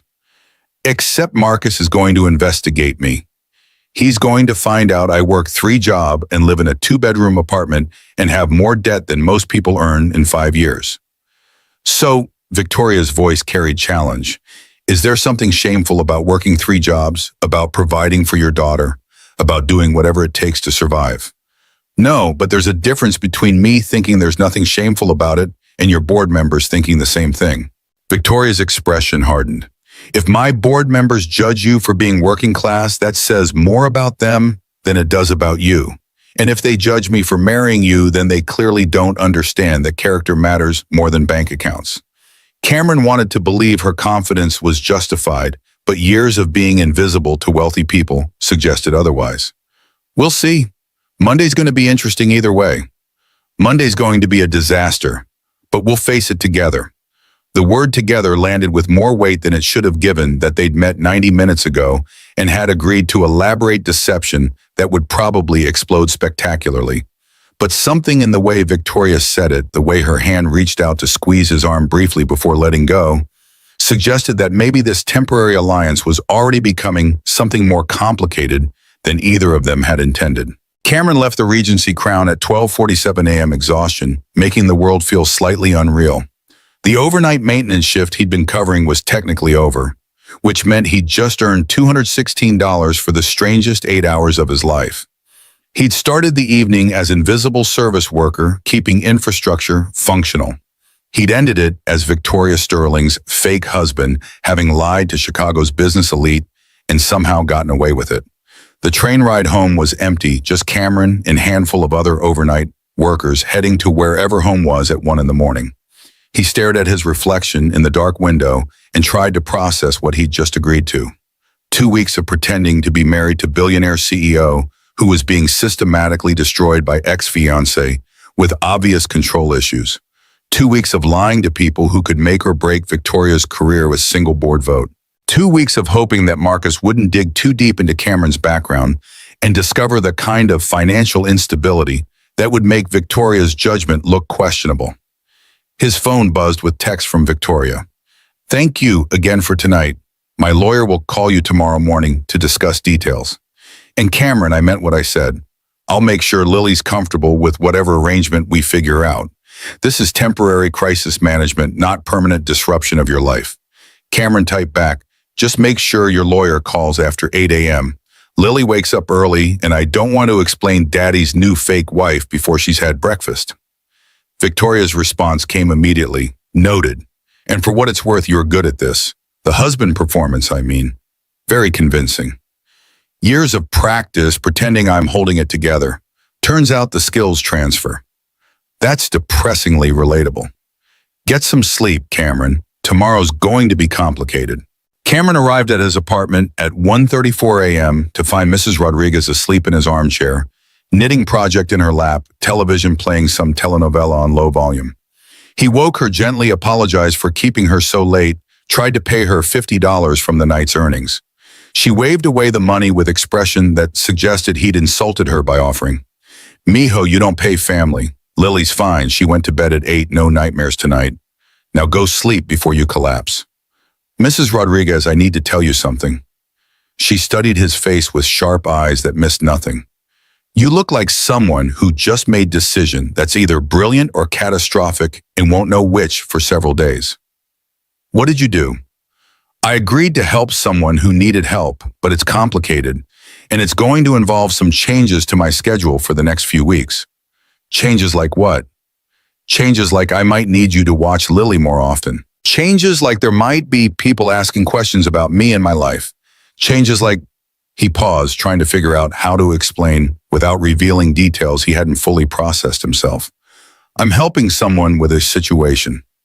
That's all I can say right now, but it's temporary. And I promise Lily won't be affected." Mrs. Rodriguez stood, gathering her knitting expression, shifting from curious to concerned. "Cameron, you're a good man. Too good sometimes. Just make sure this person you're helping isn't taking advantage of that goodness." "She's not. At least I don't think she is. She's desperate, and I was available, and sometimes that's how life works. Sometimes desperation makes people do things they regret. Just be careful, mijo." She left, and Cameron stood in his quiet apartment, feeling the weight of what he'd agreed to settling onto shoulders that were already carrying too much. He checked on Lily, found her sleeping peacefully, clutching her elephant, blonde hair spread across pillow, small face peaceful in ways that suggested she hadn't registered her father's absence. Cameron stood in Lily's doorway, watching her breathe, and for the first time in 3 years, he felt something that wasn't just exhaustion and grief and the grinding pressure of survival. He felt purpose, not the purpose that came from working 3 jobs and keeping Lily fed and housed, but the purpose that came from helping someone who needed help, from using the skills he'd developed during years of emergency response to make a difference for someone who was drowning. It probably was insane. It probably would end badly, but Cameron had stopped believing in good endings 3 years ago when Rachel died, and if he was going to make catastrophic decisions, at least this one involved helping someone instead of just surviving another day. He went to bed at 2:16 a.m. with his phone on the nightstand showing 17 unread texts from Victoria's lawyer, introducing himself and requesting meeting to discuss legal strategy for their fake marriage. Cameron ignored them all and fell asleep thinking about the way Victoria had looked when she'd said together, like maybe she'd been alone fighting battles for so long that having ally, even temporary, even fake, meant more than she could articulate. Tomorrow would be complicated, but tonight Cameron had helped someone who needed help, and that had to count for something, even if everything else that followed turned out to be disaster. Cameron woke to 17 missed calls and his phone vibrating with notifications that had been accumulating since 6:23 a.m. The alarm clock showed 7:04, which meant he had overslept by an hour and 21 minutes, which meant Lily was probably awake and wondering where breakfast was, which meant Mrs. Rodriguez had probably let herself in using the spare key and was currently managing a morning routine that should have been Cameron's responsibility. He grabbed his phone and scrolled through the notification avalanche. Text from Kevin at the Regency Crown asking if Cameron had seen the news. 3 voicemails from numbers he didn't recognize. Email from Victoria's lawyer with subject line, "Urgent Media Response Strategy." and a news alert from Chicago Tribune with headline that made Cameron's stomach drop into his feet. Sterling Capital CEO's mystery husband revealed at charity gala. Below the headline was a photograph taken from last night. Cameron in his maintenance uniform, Victoria in her $4,000 dress the moment right after she kissed him in front of 200 witnesses. The image captured Victoria's hand on his collar, his expression of complete confusion, and the background crowd frozen in various states of shock. The article was speculation disguised as journalism, filled with phrases like unconfirmed reports and sources close to Sterling Capital, and questions remain about the timeline. But the core narrative was clear. Victoria Sterling had apparently been secretly married for over a year to a man nobody in Chicago's business community had ever heard of, and the revelation had happened at last night's Christmas gala in front of investors who were currently evaluating a $2 billion partnership. Cameron's phone rang. Unknown number, Chicago area code. He answered before thinking better of it. Victoria's voice came through tight with controlled panic. Have you seen it? Just woke up to 17 alerts. So yes. My PR team is drafting a statement, but they need information from you. Work history, education, anything that makes you look like reasonable choice for CEO to marry instead of random maintenance worker I picked up at a hotel. Cameron walked to his kitchen, where Mrs. Rodriguez had indeed let herself in and was currently making pancakes while Lily sat at the table drawing pictures of what appeared to be castles. His daughter looked up and waved, and Cameron waved back while trying to figure out how to explain to a 4-year-old that Daddy had accidentally become fake husband to a billionaire overnight. Victoria, I am a random maintenance worker. There's no PR spin that changes that reality. Then we emphasize the human interest angle. You're a single father working 3 jobs to provide for your daughter. That's sympathetic. That's the kind of story that makes people root for you instead of judging me for marrying outside my economic class. The phrase marrying outside my economic class landed wrong, carrying implications about how Victoria's world viewed people like Cameron. He pushed down the irritation because she was panicking, and panic made people say things they didn't mean. What do you need from me? My lawyer, Jennifer Chen, is coming to your apartment in 45 minutes. She'll need to interview you, go over our story, prepare you for questions that media and board members will ask. Victoria paused. Is that okay? I know this is moving fast, but we need to get ahead of this before Marcus can weaponize it. Cameron glanced at Lily, who was now drawing stick figures that might have been people or might have been aliens, hard to tell with 4-year-old art. Mrs. Rodriguez was watching him with expression that said she'd been listening to the entire conversation and had questions that Cameron wasn't ready to answer. 45 minutes. My address is in the employee files at the Regency Crown. Tell your lawyer not to look too shocked by the neighborhood. Cameron, Victoria's voice went softer. I'm sorry. I'm sorry this exploded faster than we expected. I'm sorry you're being pulled into media circus. I'm sorry for all of it. Save the apology for when this is over and we can evaluate whether it was worth it.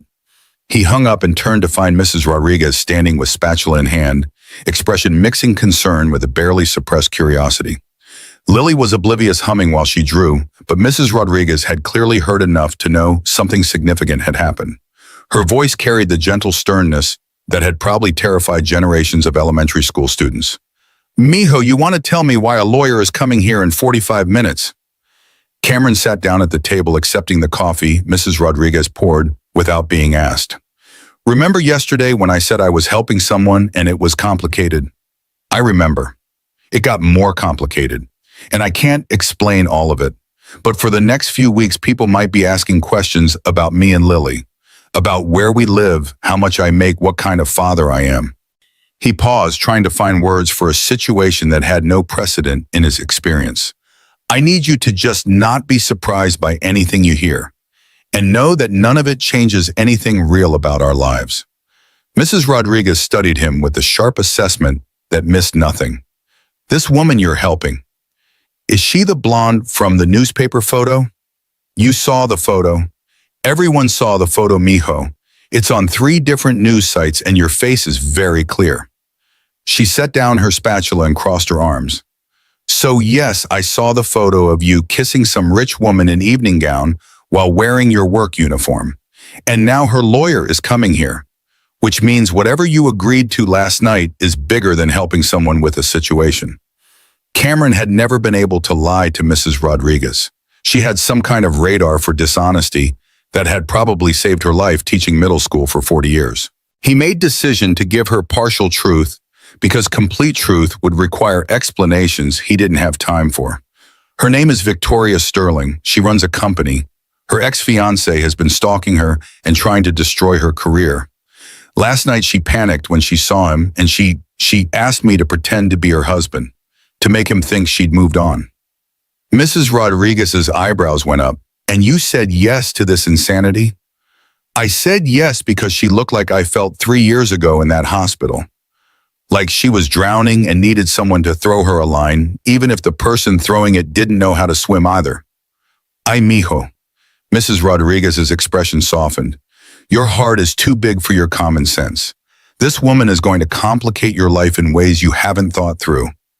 Probably. But I already said yes, and now there are photos and articles, and I can't exactly call the newspaper and tell them it was all a misunderstanding. Lily looked up from her drawing, registering the seriousness in the adults' voices, even if she didn't understand the content. Daddy, who's coming to our house? Cameron knelt beside her, chair eye level, the way he'd learned to do when delivering information that needed to land gently. A lady named Jennifer is coming to ask me some questions. She's very nice, but she's going to be here for a little while. Can you keep drawing your pictures and being patient while Daddy talks with her? What kind of questions? Grown-up questions about boring grown-up things. Nothing you need to worry about. Lily accepted this with the trust that 4-year-olds showed when their parents promised everything was fine. She returned to her drawing while Cameron tried to prepare himself for interview that would determine whether Victoria's desperate gambit from last night could survive contact with morning after reality.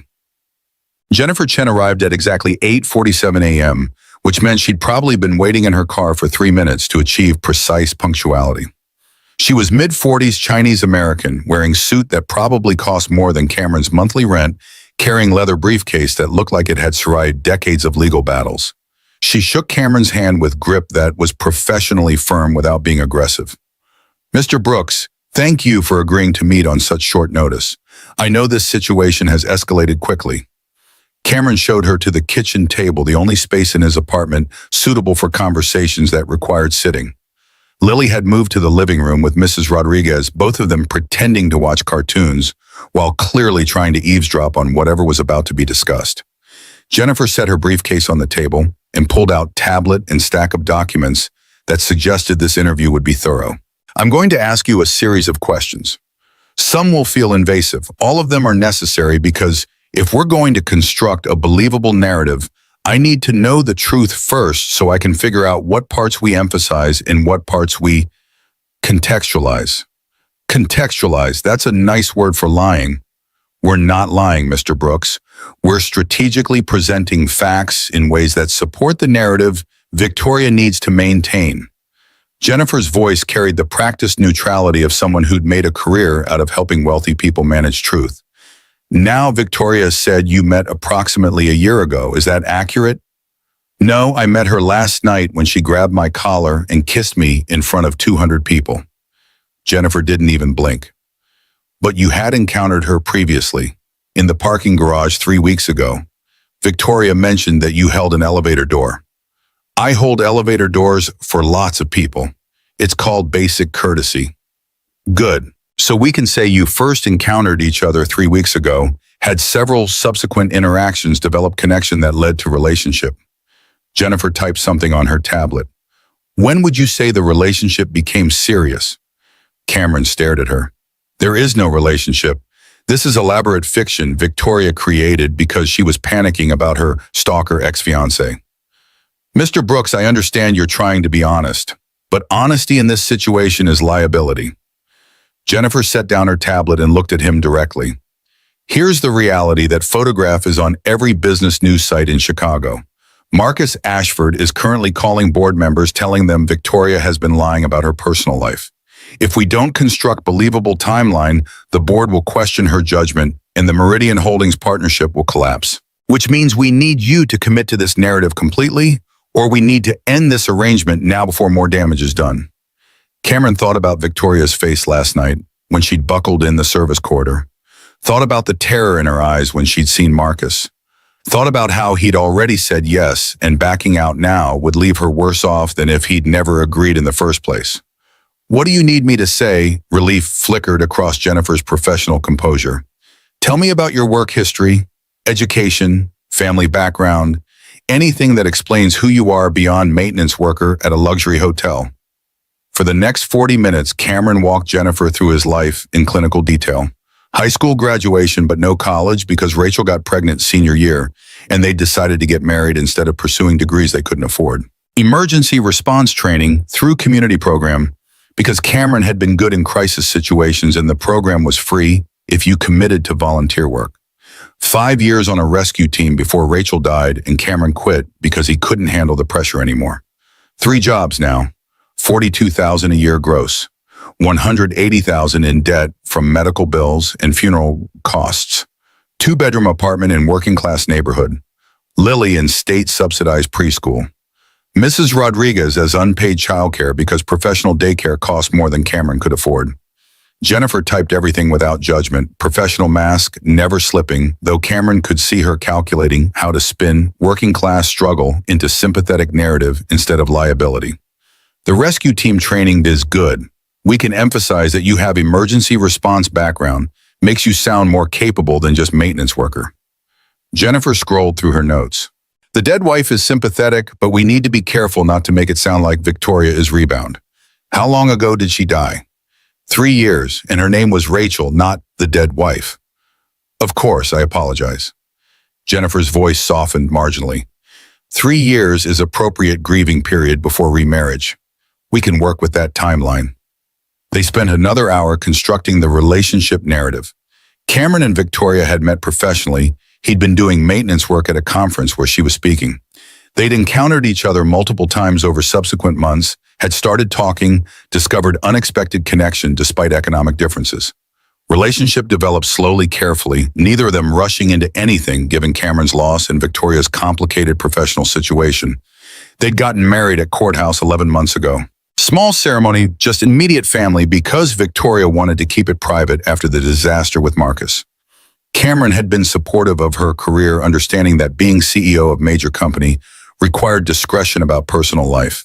They'd maintained separate residences initially because Lily needed stability and Victoria traveled frequently, but they spent time together when schedules allowed. It was believable because it hid enough truth to avoid being completely fabricated. And it was flexible enough that they could adjust details as needed when inevitable questions arose. Jennifer closed her tablet at 10:34 a.m. and looked at Cameron with expression that was almost sympathetic. "You're very good at this. Most people struggle to maintain consistent narrative under pressure, but you answered every question without hesitation. I spent 3 years learning to lie about being okay when I wasn't. Turns out the skills transfer." Victoria said something similar last night. Jennifer packed her briefcase with practiced efficiency. She said you understood what it meant to perform stability while drowning inside. Cameron didn't respond because there was nothing to say that wouldn't reveal more vulnerability than he wanted this lawyer to see. Instead, he asked the question that had been building since she arrived. What happens now? Now we prepare for Marcus to attack. He will absolutely investigate you. Your employment history, your finances, your late wife, everything. He'll look for anything he can use to make Victoria's judgment look questionable. Jennifer paused. But based on what you've told me, the worst he'll find is that you're a working-class man dealing with tragic loss while raising daughter alone. And frankly, that narrative makes Victoria look more human rather than less competent. Unless the board thinks she's so desperate for connection that she married the first person who showed her kindness, then we emphasize that you pursued her, that you're the one who initiated a relationship because you saw past the CEO to the woman underneath. Jennifer stood, preparing to leave. Mr. Brooks, I know this seems insane, but Victoria wouldn't have asked for your help if she wasn't truly desperate. Marcus has been systematically destroying her for 6 months. She needs this partnership to succeed, or she loses everything her father spent 37 years building. After Jennifer left, Cameron sat at his kitchen table, staring at the documents she'd left behind, bullet points of their fake relationship timeline, of significant moments that never happened. Photograph of him and Victoria from last night with caption that read, "Love finds a way, Sterling CEO's surprise marriage." Mrs. Rodriguez appeared with coffee that Cameron hadn't asked for but desperately needed. She sat down across from him. No judgment in her expression, just the concerned kindness of someone who'd been watching him survive for 2 years and who recognized when he was in over his head. This is going to change everything you know. Your quiet life, your careful invisibility. Once people know who you are, you can't go back to being anonymous maintenance worker. I know. And this woman, Victoria, she's asking you to risk a lot for her. What's she risking for you? Cameron hadn't thought about it that way. Victoria had recruited him for a role that served her needs, promised to make sure Lily was comfortable, offered to compensate him, though he'd refused. But Mrs. Rodriguez was right. Victoria wasn't actually risking anything because if this arrangement collapsed, she'd just return to being CEO with complicated personal life. Cameron would be the one whose face was in newspapers, whose daughter's privacy had been violated, whose life had been permanently altered by helping someone who might not even remember his name 6 months from now. I already said yes, so either I commit completely or I back out now and leave her worse off than when we started. Sometimes the brave thing isn't helping. Sometimes it's recognizing when you're being used and walking away before you get hurt. And sometimes people are drowning and you're the only one close enough to throw them a line. And maybe you both drown, but at least you tried. Mrs. Rodriguez sighed, the sound carrying decades of watching students make choices that would shape their futures in ways they couldn't predict. Just promise me you'll protect Lily first, before you protect this stranger who kissed you at a party. Lily's always first, that's not negotiable. But even as Cameron said it, he wondered how he'd protect Lily from media attention that was already spinning their lives into narrative neither of them controlled. The photograph from last night showed Cameron's face clearly.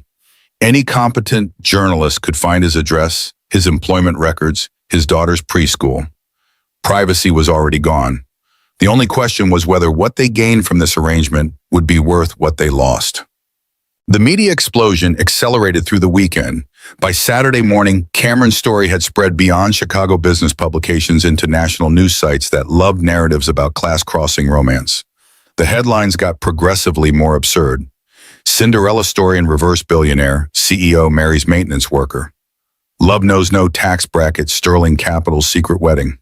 From service elevator to boardroom. How one man won Chicago's ice queen. Cameron's phone filled with requests for interviews. Good Morning America wanted them on Monday. People magazine offered 5 figures for exclusive wedding photos that didn't exist. TMZ camped outside his apartment building until building security threatened to call police. Victoria called Saturday afternoon, voice tight with stress that was trying to sound like control. Pack a bag. You and Lily are moving into my place until this dies down. We're not moving anywhere. This is temporary crisis management, remember? We maintain separate lives and just appear together when necessary. That was the plan before TMZ started harassing your neighbors and before someone leaked Lily's preschool location to gossip sites. Victoria's voice hardened. Cameron there are photographers outside Lily's school. They're taking pictures of 4-year-olds hoping to identify which one is your daughter. That's not acceptable. Cameron's protective instincts activated immediately. He'd been monitoring the situation carefully, keeping Lily inside, asking Mrs. Rodriguez to shield her from windows. But he hadn't considered that reporters would target the preschool directly. How did they find her school? Public records. Enrollment information that's technically protected, but which anyone with moderate research skills can access if they know where to look. Victoria paused. My building has security, controlled access, underground parking. Lily will be safer here than at your apartment, where any reporter with $20 can bribe the front desk clerk. You're asking me to move my daughter into your penthouse, a stranger's home, after knowing you for 48 hours. I'm asking you to let me protect the child of the man I supposedly married, because if reporters get photographs of Lily crying because strangers are following her, the sympathy narrative we're building falls apart, and you become the father who exposed his daughter to media circus for money. Cameron wanted to argue, but Victoria's logic was unassailable. He'd already pulled Lily from preschool Friday after the first photographer showed up. Mrs. Rodriguez was fielding calls from neighbors who wanted to know if Cameron really was married to Victoria Sterling. And every time Cameron looked out his window, there were 2 or 3 people with cameras waiting to capture images of the maintenance worker who'd somehow married into Chicago's business elite. 1 week, we try it for 1 week, and if Lily's uncomfortable or if this arrangement doesn't work, we figure out something else. Agreed. Pack clothes for both of you. I'll send a car at 6 p.m. The car that arrived at 6:04 p.m. was a black Lincoln Navigator with tinted windows and a driver who introduced himself as Marcus. Not that Marcus, a different one who'd been driving for Sterling Capital executives for 15 years. He loaded their bags with professional efficiency, his expression carefully neutral about the fact that he was transporting maintenance worker and 4-year-old to his employer's penthouse. Lily was fascinated by the car chattering about the leather seats and the bottled water and the television screen embedded in the seatback. Cameron watched his daughter's excitement and felt a complicated mix of pride and anxiety. This kind of luxury was a temporary gift that would make returning to their normal life even harder when this arrangement ended. Victoria's building occupied the top 15 floors of a tower overlooking Lake Michigan, the kind of address that appeared in magazines about architectural achievement and urban luxury. The lobby was marble and glass and abstract art installations that probably cost more than Cameron's car. The elevator required keycard access and played jazz music that Cameron assumed was meant to be sophisticated. Victoria's penthouse was floor 41, entire floor that made Cameron's 2-bedroom apartment feel like closet. Floor-to-ceiling windows offering views of the city and lake, open floor plan with kitchen that featured appliances Cameron didn't recognize, furniture that looked uncomfortable and expensive simultaneously.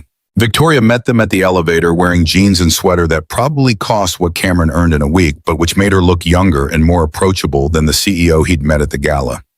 She'd tied her hair back, no makeup face showing exhaustion that professional styling had hidden 2 nights ago. She knelt down immediately when she saw Lily, eye level, voice gentle. "Hi, you must be Lily. I'm Victoria." Lily ducked behind Cameron's legs, suddenly shy in ways she sometimes was with strangers. Cameron rested his hand on her shoulder, reassuring presence. "It's okay, Lilybug. Victoria's a friend who's letting us stay here for a little while. Why can't we stay at our home?" The question was reasonable, and Cameron didn't have age-appropriate answer. "How did you explain to a 4-year-old that reporters were stalking you because Daddy had agreed to pretend to be someone's husband? How did you frame media harassment in ways that didn't terrify a child who was already anxious about people leaving?" Unexpectedly, Victoria spoke before Cameron could formulate response. "Because our home has better toys. And also because I have a very big bathtub with jets that make bubbles, and I thought maybe you'd like to try it." Lily's eyes went wide. "Bubbles? So many bubbles. Also, I have a room that I thought could be yours while you're staying here. Would you like to see it?" Lily looked up at Cameron for permission. He nodded and watched his daughter take Victoria's hand with tentative trust that made his chest ache. They'd practiced stranger danger extensively, but somehow Victoria had bypassed Lily's usual caution with simple kindness and promise of bubble baths. Victoria led them down the hallway to a room that had been transformed in the 48 hours since Cameron had agreed to this arrangement. The walls were painted soft purple, Lily's favorite color, which Victoria had somehow known. There was a bed sized for children's dresser, with drawers already labeled Lily's clothes, bookshelf filled with picture books, and a toy chest that was currently empty, but which Victoria was clearly expecting to fill. "I wasn't sure what toys you liked, so I thought we could go shopping tomorrow and you could pick." Victoria's voice carried genuine nervousness, like she was worried Lily wouldn't approve. "But for tonight, I thought maybe we could read some books before bed, if that's okay with your dad." Lily was already pulling books from the shelf, examining covers with the careful attention she gave to important decisions. Cameron stood in the doorway, feeling overwhelmed by how much effort Victoria had invested in making his daughter comfortable in space that was temporary fiction they were constructing together. Victoria appeared beside him, voice low enough that Lily couldn't hear. "Too much. It's perfect," which somehow makes this whole situation more complicated. "Welcome to my life for the past 6 months. Everything Marcus does is perfect on surface while being manipulative underneath. I'm just trying to be actually perfect instead of performatively perfect." Cameron turned to look at her properly, seeing exhaustion she was fighting through pharmaceutical-grade coffee and determination. When was the last time you slept? Properly about 6 months ago before Marcus started his campaign. Victoria managed tired smile.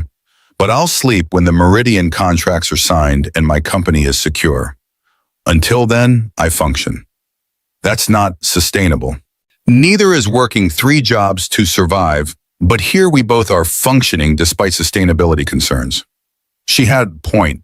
They stood in the doorway watching Lily arrange books in order of preference, and Cameron realized that whatever had started as desperate deception 2 nights ago was already becoming something more complicated than either of them had intended. Living with Victoria Sterling turned out to be exercise in contradictions that Cameron couldn't quite reconcile. The penthouse was Museum of Wealth original artwork on walls, furniture arranged by professionals who understood negative space kitchen with appliances that probably required engineering degrees to operate. But Victoria herself moved through these spaces like someone who'd forgotten to feel at home, eating takeout at the counter, because the formal dining room felt too empty, working from the couch because her home office reminded her of meetings she'd rather avoid. Lily adapted faster than Cameron expected. 4-year-old resilience making luxury feel normal within days.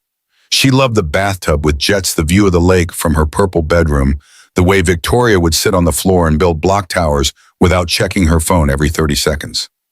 On their 3rd night, Lily asked the question Cameron had been dreading. Is Miss Victoria going to be my new mommy? They were sitting at the breakfast counter. Victoria had insisted on calling it breakfast, even though they were eating dinner because the formal dining table felt performative, and the question landed in the middle of conversation about what movies Lily liked. Victoria's fork paused halfway to her mouth, expression carefully neutral in ways that suggested she was monitoring Cameron's reaction before formulating her own. Cameron set down his water glass and chose honesty, because lying to Lily about important things never worked. Miss Victoria and I are friends helping each other right now. We're not, he searched for age-appropriate phrasing. We're not making permanent plans yet. We're just figuring things out day by day. Lily absorbed this with the seriousness she brought to important topics. But you like her, right? You smile different when she's here. The observation was accurate and uncomfortable. Cameron had noticed it himself, the way tension he'd been carrying for 3 years eased slightly when Victoria was present, like having ally in survival made survival feel less impossible. But acknowledging that felt dangerous when their arrangement was supposed to be temporary fiction. Victoria spoke before Cameron could deflect. I like your dad too, Lily. He's one of the kindest people I've ever met. But being kind to each other doesn't automatically mean we're going to get married for real. Sometimes people are just good friends who help each other through hard times. Daddy said Mommy was his best friend before she became my mommy. Lily's voice went quieter. Do you think Mommy would be tired if Daddy had new best friend? Cameron felt his throat close. Rachel had been dead for 3 years, but Lily still processed her absence in waves, moments of clarity about death mixing with childhood magical thinking that maybe if Lily was good enough, Mommy might come back. I think Mommy would want Daddy to have friends who make him smile. And I think she'd like Miss Victoria because Miss Victoria is kind to you, and Mommy always said that people who are kind to kids are the best kind of people. Lily nodded, satisfied with this logic, and returned to her dinner while Cameron and Victoria exchanged glances that communicated volumes neither of them was ready to voice. They were crossing boundaries faster than intended, constructing emotional intimacy alongside the fake marriage narrative, and neither of them knew how to slow down without hurting the other.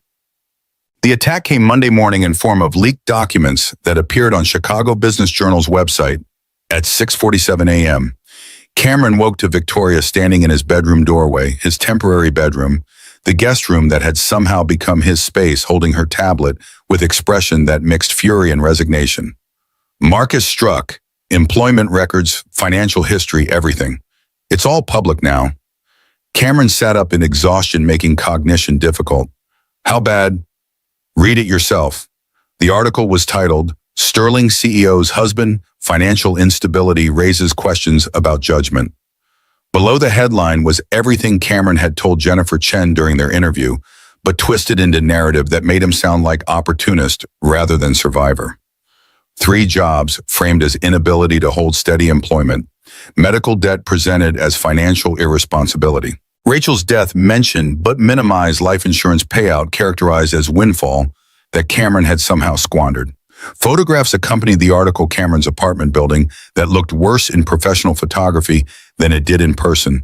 His rusted truck in the parking lot, his maintenance uniform from the Regency Crown. The implication was clear. Victoria Sterling had married someone so financially unstable that questions about her judgment were not just reasonable but mandatory. The comments section was predictably vicious. People questioning Cameron's motives, suggesting he'd targeted Victoria, deliberately speculating about prenuptial agreements, and whether Sterling Capital's board should intervene to protect shareholders from CEO's questionable personal decisions. Cameron read through the article twice, watching his life get dissected and reassembled into a weapon designed to destroy Victoria's credibility. The worst part was that technically everything in the article was accurate.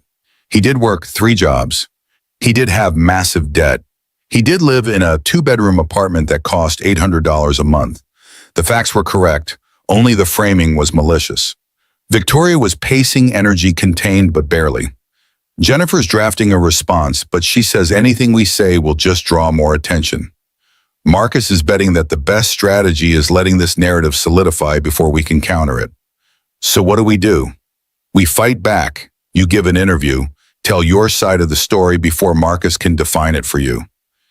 Cameron thought about what Jennifer had said, that the worst Marcus would find was working-class struggle and tragic loss. But seeing it weaponized in print made the vulnerability feel different, more exposed than Cameron had anticipated. What kind of interview? Local news. Someone sympathetic who will ask questions that let you explain rather than defend. We frame this as class, prejudice, business elite, uncomfortable with CEO marrying outside her economic bracket. Make the story about them judging you rather than about you being opportunist. It was smart strategy, and Cameron hated how calculating it sounded. But Victoria was right. Silence would let Marcus's narrative win, and winning meant destroying any credibility Cameron had while simultaneously making Victoria look like fool who'd been manipulated by someone she should have recognized as gold digger. The interview was scheduled for that afternoon. Local NBC affiliate that did human interest pieces alongside news coverage. The reporter was a woman named Sarah Chen, no relation to Jennifer, despite the shared surname, who'd built career on profiling people who didn't usually get media attention. She arrived at Victoria's penthouse at 3 p.m. with camera crew that was respectfully minimal. Sarah was early 40s, dressed in professional casual that suggested she understood the difference between business news and human interest. She shook Cameron's hand with genuine warmth that felt different from the transactional politeness he'd experienced from Victoria's lawyer. "Mr. Brooks, thank you for agreeing to this interview. I know the past few days have been overwhelming." They sat in Victoria's living room, cameras positioned to capture Cameron with the lake view behind him. Sarah asked her sound technician to check levels, then settled into her chair with notepad that suggested she'd done research beyond what Marcus had leaked. "Let's start simple. Tell me about your wife, Rachel. What was she like?" The question surprised Cameron because nothing in Marcus's leaked documents had included personal details about Rachel beyond her death. Sarah had clearly done independent research, found obituary or marriage records, decided that Cameron's story started before Victoria entered it. Cameron took a breath, letting himself remember Rachel in ways that didn't hurt quite as much as they used to. She was a nurse, pediatric ICU. She worked nights mostly, and she'd come home exhausted, but still find energy to play with Lily, to make breakfast feel special. Even when we were both running on no sleep, his voice caught. She was the kind of person who made hard things feel manageable just by being present. How did she die? Car accident. Drunk driver ran a red light. She was 8 months pregnant with our second child. Cameron heard his voice go flat, protective mechanism against grief that was still raw even after 3 years. I was supposed to pick her up from her shift, but I was running late from my delivery route. She decided to drive herself rather than wait. If I'd been on time, he stopped because finishing the sentence meant voicing the guilt he'd carried for 36 months, the calculation he ran every morning about how 10 minutes of being late had cascaded into losing everything that mattered. Sarah's voice was gentle. "That's a lot of weight to carry. Do you blame yourself?" "Every single day." "And Lily, how has she processed losing her mother?" Cameron glanced toward the hallway where Lily was playing in her room, Victoria reading to her from picture book about cats that Lily had selected from the pile they'd accumulated. "She still asks when mommy's coming home. We've explained death probably 200 times, but 4-year-olds don't process permanence the same way adults do. So I just keep explaining and hoping eventually it'll stick. That must be exhausting. Parenting is exhausting. Parenting while working 3 jobs to stay afloat is... Cameron searched for adequate descriptor. It's survival mode. You just do what needs doing and try not to think about whether you're doing it well enough. Sarah made note on her pad.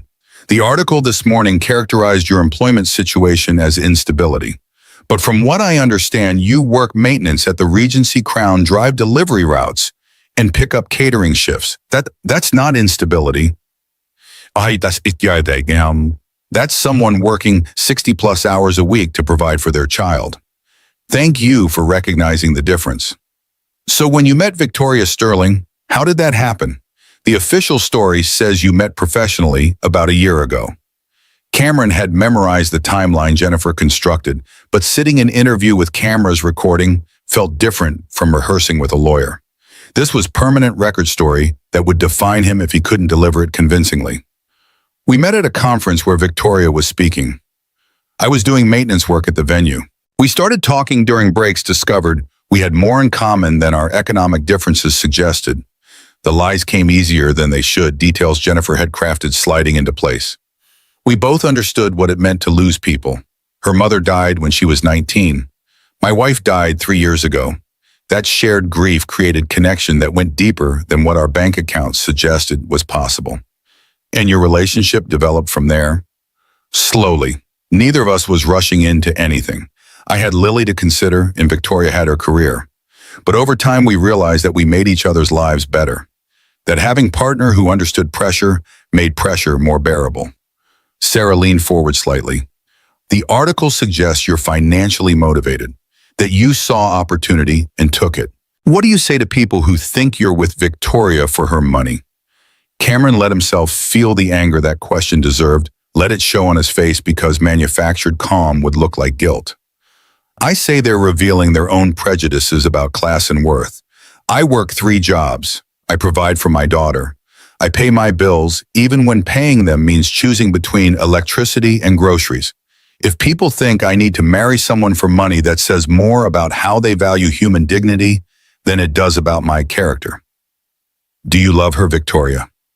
The question hit harder than Cameron expected because he didn't have an answer he was confident about. What he felt for Victoria was complicated gratitude for how she treated Lily, respect for her competence, growing affection that might be love or might just be proximity. But saying any of that on camera would undermine the narrative they were constructing. I love that she reads to Lily without being asked. I love that she works 16-hour days and still finds energy to build block towers. I love that she understands what it means to survive loss without letting loss define you. Cameron paused. Whether that's romantic love or deep respect, I'm still figuring out. But I know she matters to me in ways that have nothing to do with her bank account. The interview continued for another 30 minutes, Sarah asking questions that let Cameron explain rather than defend, framing his story as working-class struggle rather than opportunistic gold digging.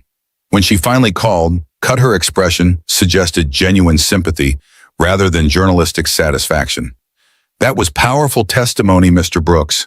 I think people will see you differently after this airs. The segment ran on evening news at 5:00 p.m. and was online by 5:17. Cameron watched it from Victoria's couch. Lily cuddled against his side, Victoria sitting in the chair across from them with tablets showing social media reactions in real time. The response was mixed but trending more positive than the morning's article had been. Comments praising Cameron's honesty, people sharing their own stories of financial struggle, parents relating to the exhaustion of working multiple jobs while raising children alone. Not universal approval, plenty of people still thought Cameron was opportunist, but enough support that the narrative was shifting from gold digger targets CEO to hardworking father finds unexpected love. Victoria looked up from her tablet expression, carrying relief she'd been trying to hide. It's working. The tide's turning. But Cameron barely heard her because his phone was ringing with number he recognized, Kevin from the Regency Crown, his maintenance supervisor who'd given him the gala shift that started this entire situation. Kevin's voice was apologetic and resigned simultaneously. Brooks, I need you to come in tomorrow morning. HR wants to talk to you. Cameron's stomach dropped because he knew exactly what HR wanted to talk about. Am I being fired? The official position is that we're discussing your employment status in light of recent media attention. The unofficial position is that management is uncomfortable with maintenance worker who's now married to Sterling Capital's CEO doing repairs in hotel where Sterling executives hold business dinners. So yes, I'm being fired. I'm sorry, Cameron. You're good at your job, and I'd keep you if it were up to me. But this is coming from above my pay grade. Cameron ended the call and sat staring at his phone while his primary income source evaporated. $18 an hour, 40 hours a week, roughly $3,000 monthly before taxes. Gone because helping Victoria had made him too visible to remain anonymous maintenance worker. Victoria was watching him with expression that mixed guilt and calculation. What happened? I'm losing my job at the hotel.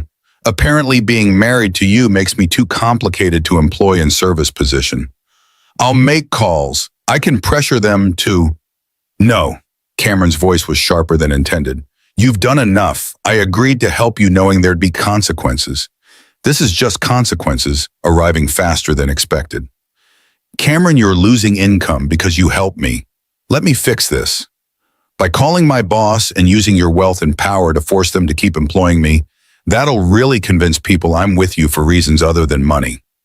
Victoria fell silent because she recognized he was right, even if she didn't like it.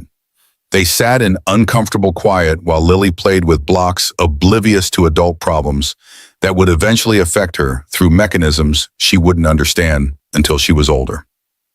The Sterling Capital Board meeting was scheduled for Thursday morning emergency session called because 3 board members had formally requested discussion of Victoria's recent marriage and its implications for company leadership.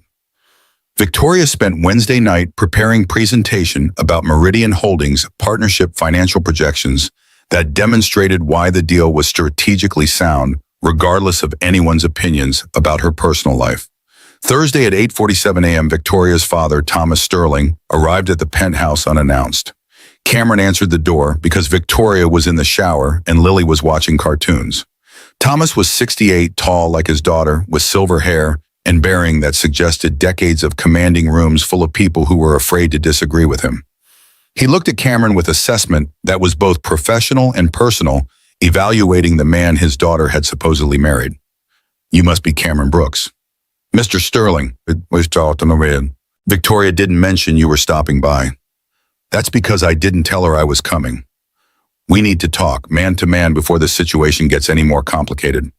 Cameron stepped aside and let Thomas enter, aware that refusing would only create confrontation that Victoria would have to manage later. Thomas moved through his daughter's penthouse with familiarity that suggested he'd been here many times, settling into the chair that seemed designated for authority figures having serious conversations. Cameron sat on the couch, maintaining posture that was respectful without being deferential. Thomas studied him with intensity that felt like being X-rayed, looking for weaknesses or lies or whatever markers wealthy fathers use to evaluate men who'd married their daughters. I'm going to be direct because I don't believe in wasting time on diplomatic phrasing. Did you marry my daughter for her money? No, sir. I married your daughter because she needed help, and I was in position to provide it. The statement was technically accurate given their fake marriage, but Cameron knew Thomas would interpret it as romantic narrative rather than transactional arrangement. But you are aware that she's extraordinarily wealthy, that marrying her provides you with financial security you've never had working maintenance jobs. I'm aware that Victoria has resources I don't have, but I'm also aware that asking someone to value me based on my character while simultaneously benefiting from their wealth would make me hypocrite. So I haven't touched a penny of her money and I don't intend to. Thomas's expression shifted slightly, reassessing. Victoria said you refused payment for helping her, that you're living here but maintaining your own expenses. Is that accurate? Yes, sir. Why, most people in your situation would take what they could get. Cameron thought about how to answer honestly without revealing their arrangement was fake. Because if I take her money, everyone who thinks I'm opportunist gets to be right. And I'd rather struggle financially than prove that the people judging me were correct all along.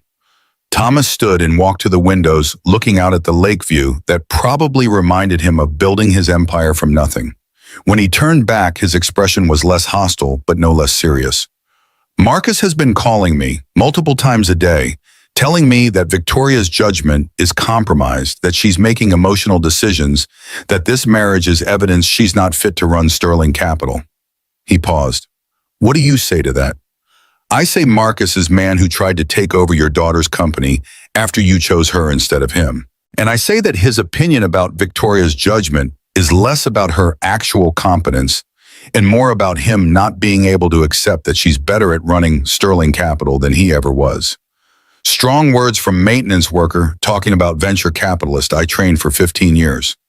Respectfully, sir, I don't care what Marcus's credentials are. I care that he's been stalking your daughter for 6 months trying to destroy her career because she refused to marry him. That's not business strategy. That's abuse disguised as concern. Thomas's jaw tightened. Are you calling me blind for not seeing it? I'm saying that sometimes people closest to situations can't see what's obvious to outsiders.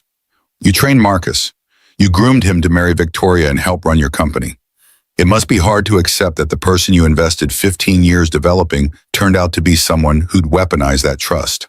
They stood in silence for a moment, Thomas processing Cameron's words with expression that suggested he wasn't used to being challenged by people without business degrees and stock portfolios. Finally, Thomas spoke, voice carrying less hostility than when he'd arrived.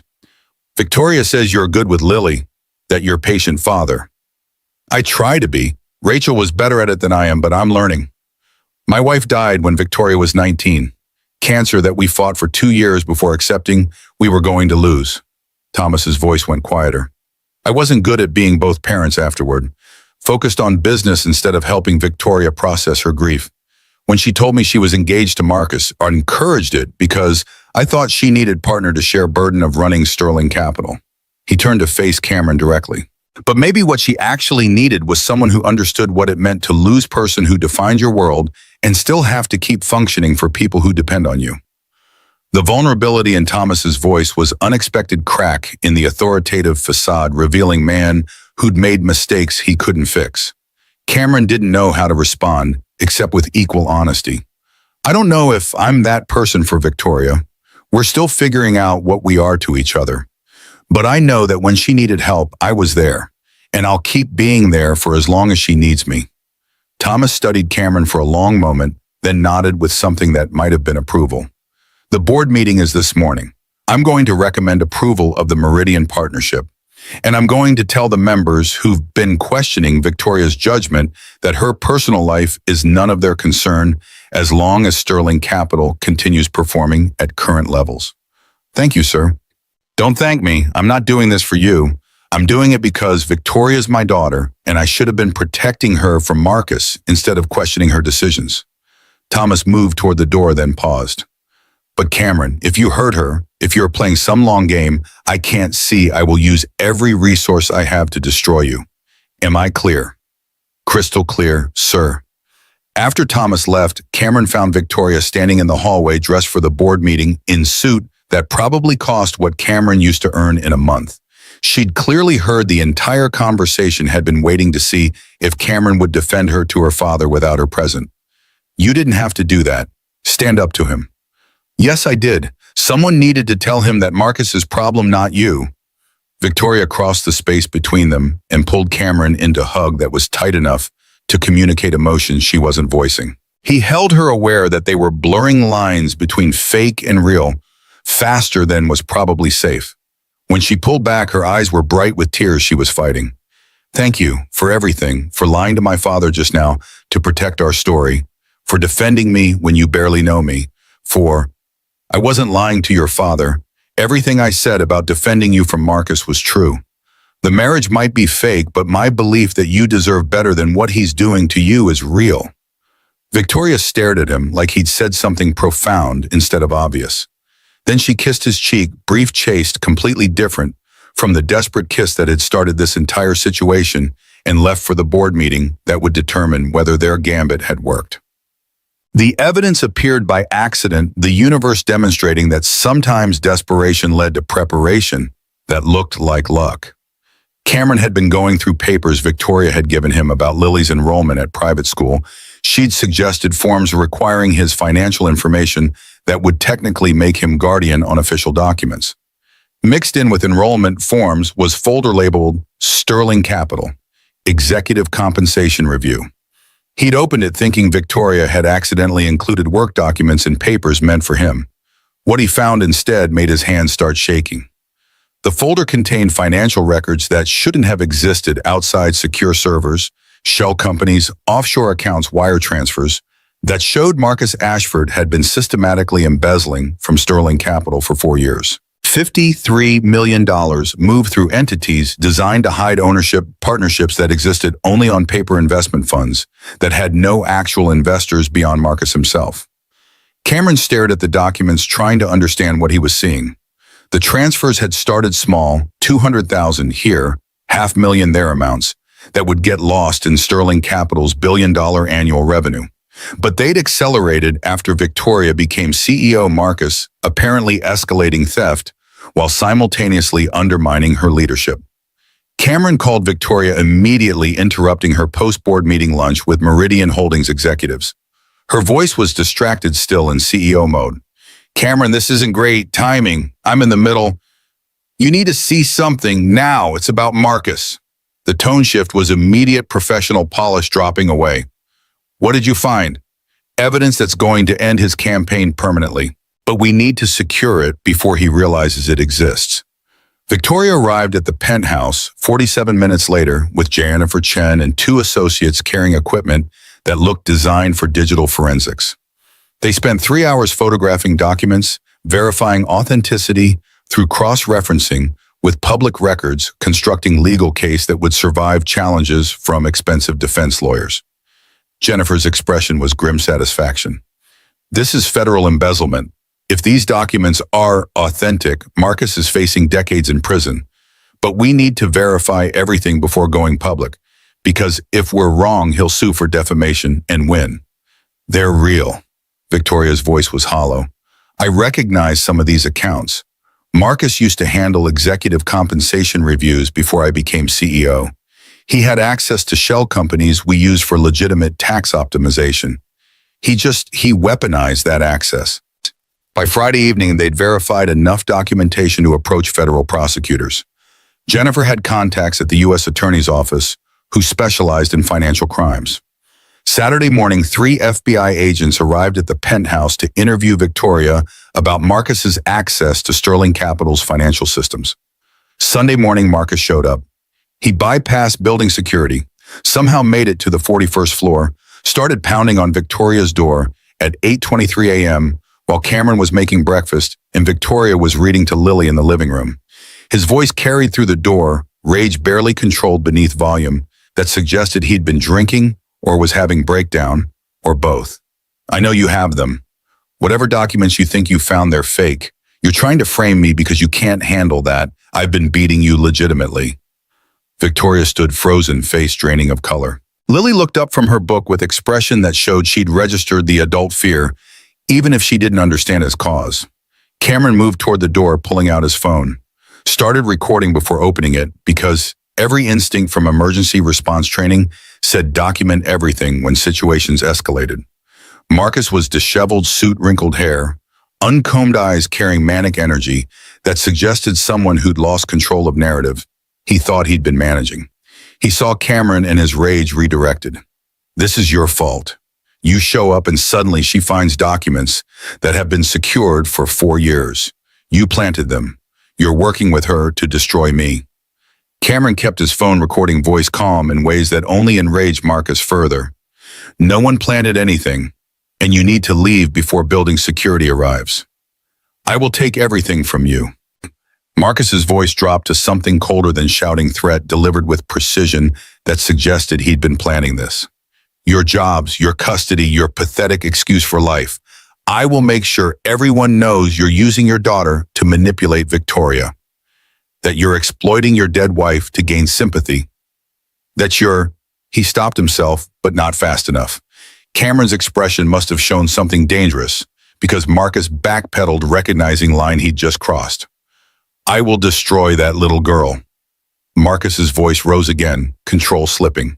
I will make sure Child Protective Services investigates every aspect of your parenting. I will. Say that again. Cameron's voice was deadly quiet, still recording. About my daughter. Marcus seemed to realize his mistake, the way rage had made him vocalize threats he'd meant to implement quietly. But the words were already recorded, Cameron's phone capturing every syllable of Marcus threatening 4-year-old child. Building security arrived 2 men who'd been called when Marcus bypassed front desk. They escorted him out while he continued shouting about fake evidence and conspiracies, voice echoing in the hallway even after the elevator doors closed. Cameron locked the apartment door and turned to find Victoria standing in the living room with Lily pressed against her side. His daughter was crying quietly, scared by shouting she didn't understand, and Victoria was stroking her hair with movements that suggested she'd been comforting crying children despite never having had any. "Daddy, who was that man?" Lily's voice was small. "Why was he so mad?" Cameron knelt down eye level with his daughter. "That was someone who made bad choices and is upset about consequences. But he's gone now. Security won't let him come back. You're safe. He said mean things about you." "Yes, he did. But mean things don't change truth. I'm still your dad, and Miss Victoria is still helping us, and that man doesn't get to change anything real just because he's angry."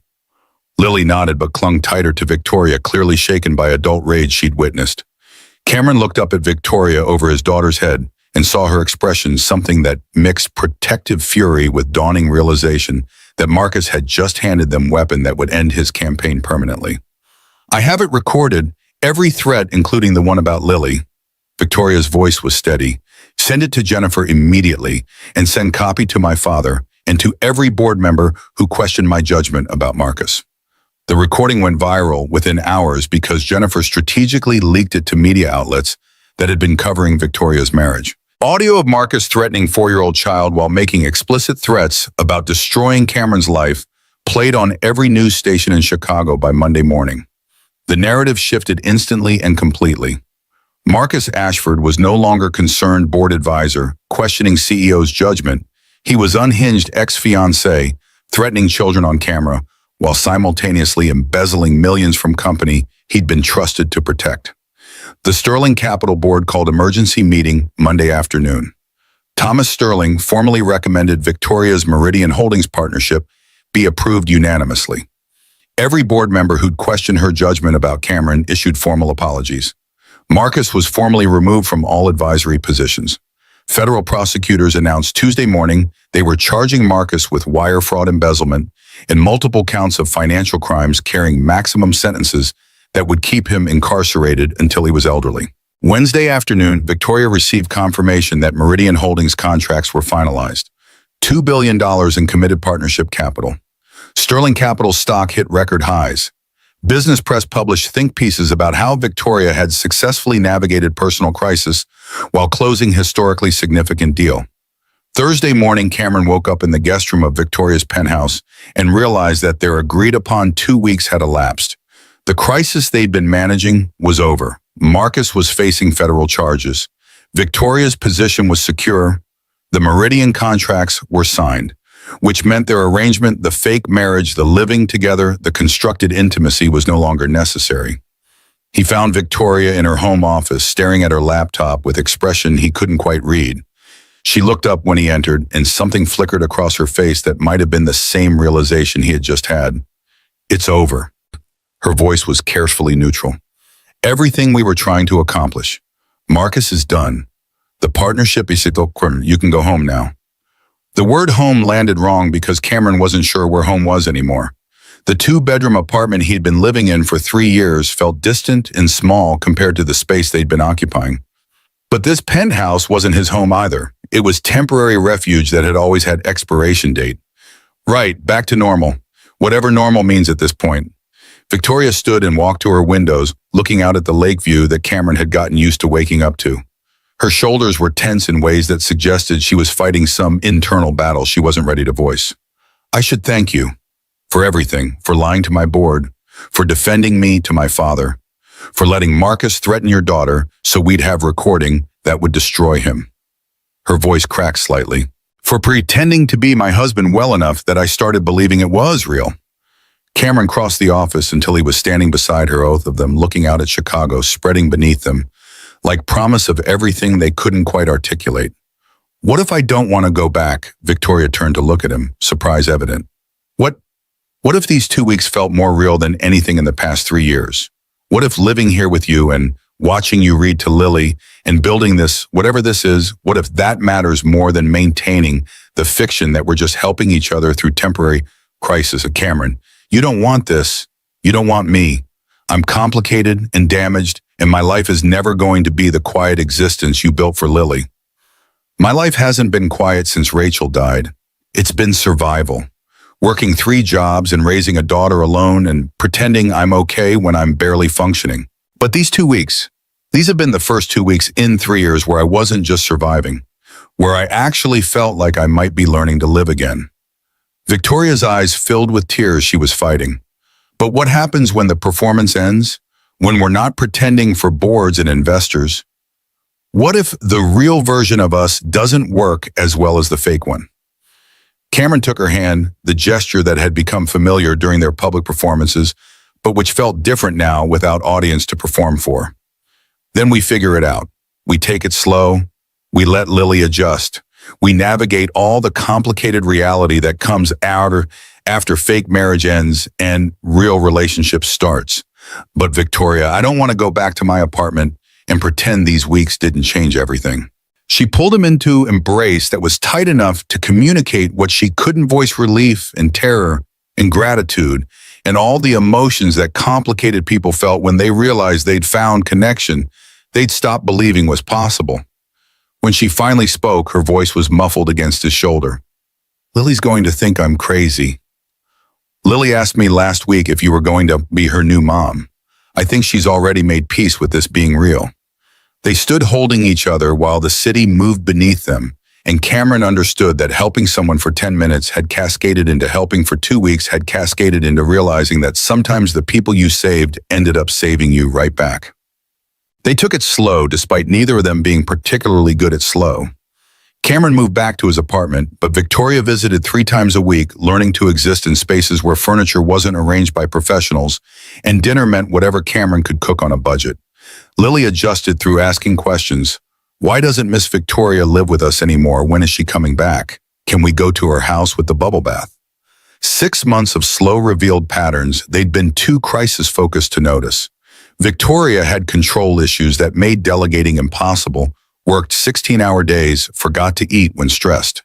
Cameron had hypervigilance from 3 years of survival mode, struggled to accept help, carried guilt about Rachel that therapy was helping, but hadn't resolved. They attended family counseling, not couples therapy because they weren't technically couple yet, but sessions focused on blending their complicated histories into something that might work long-term.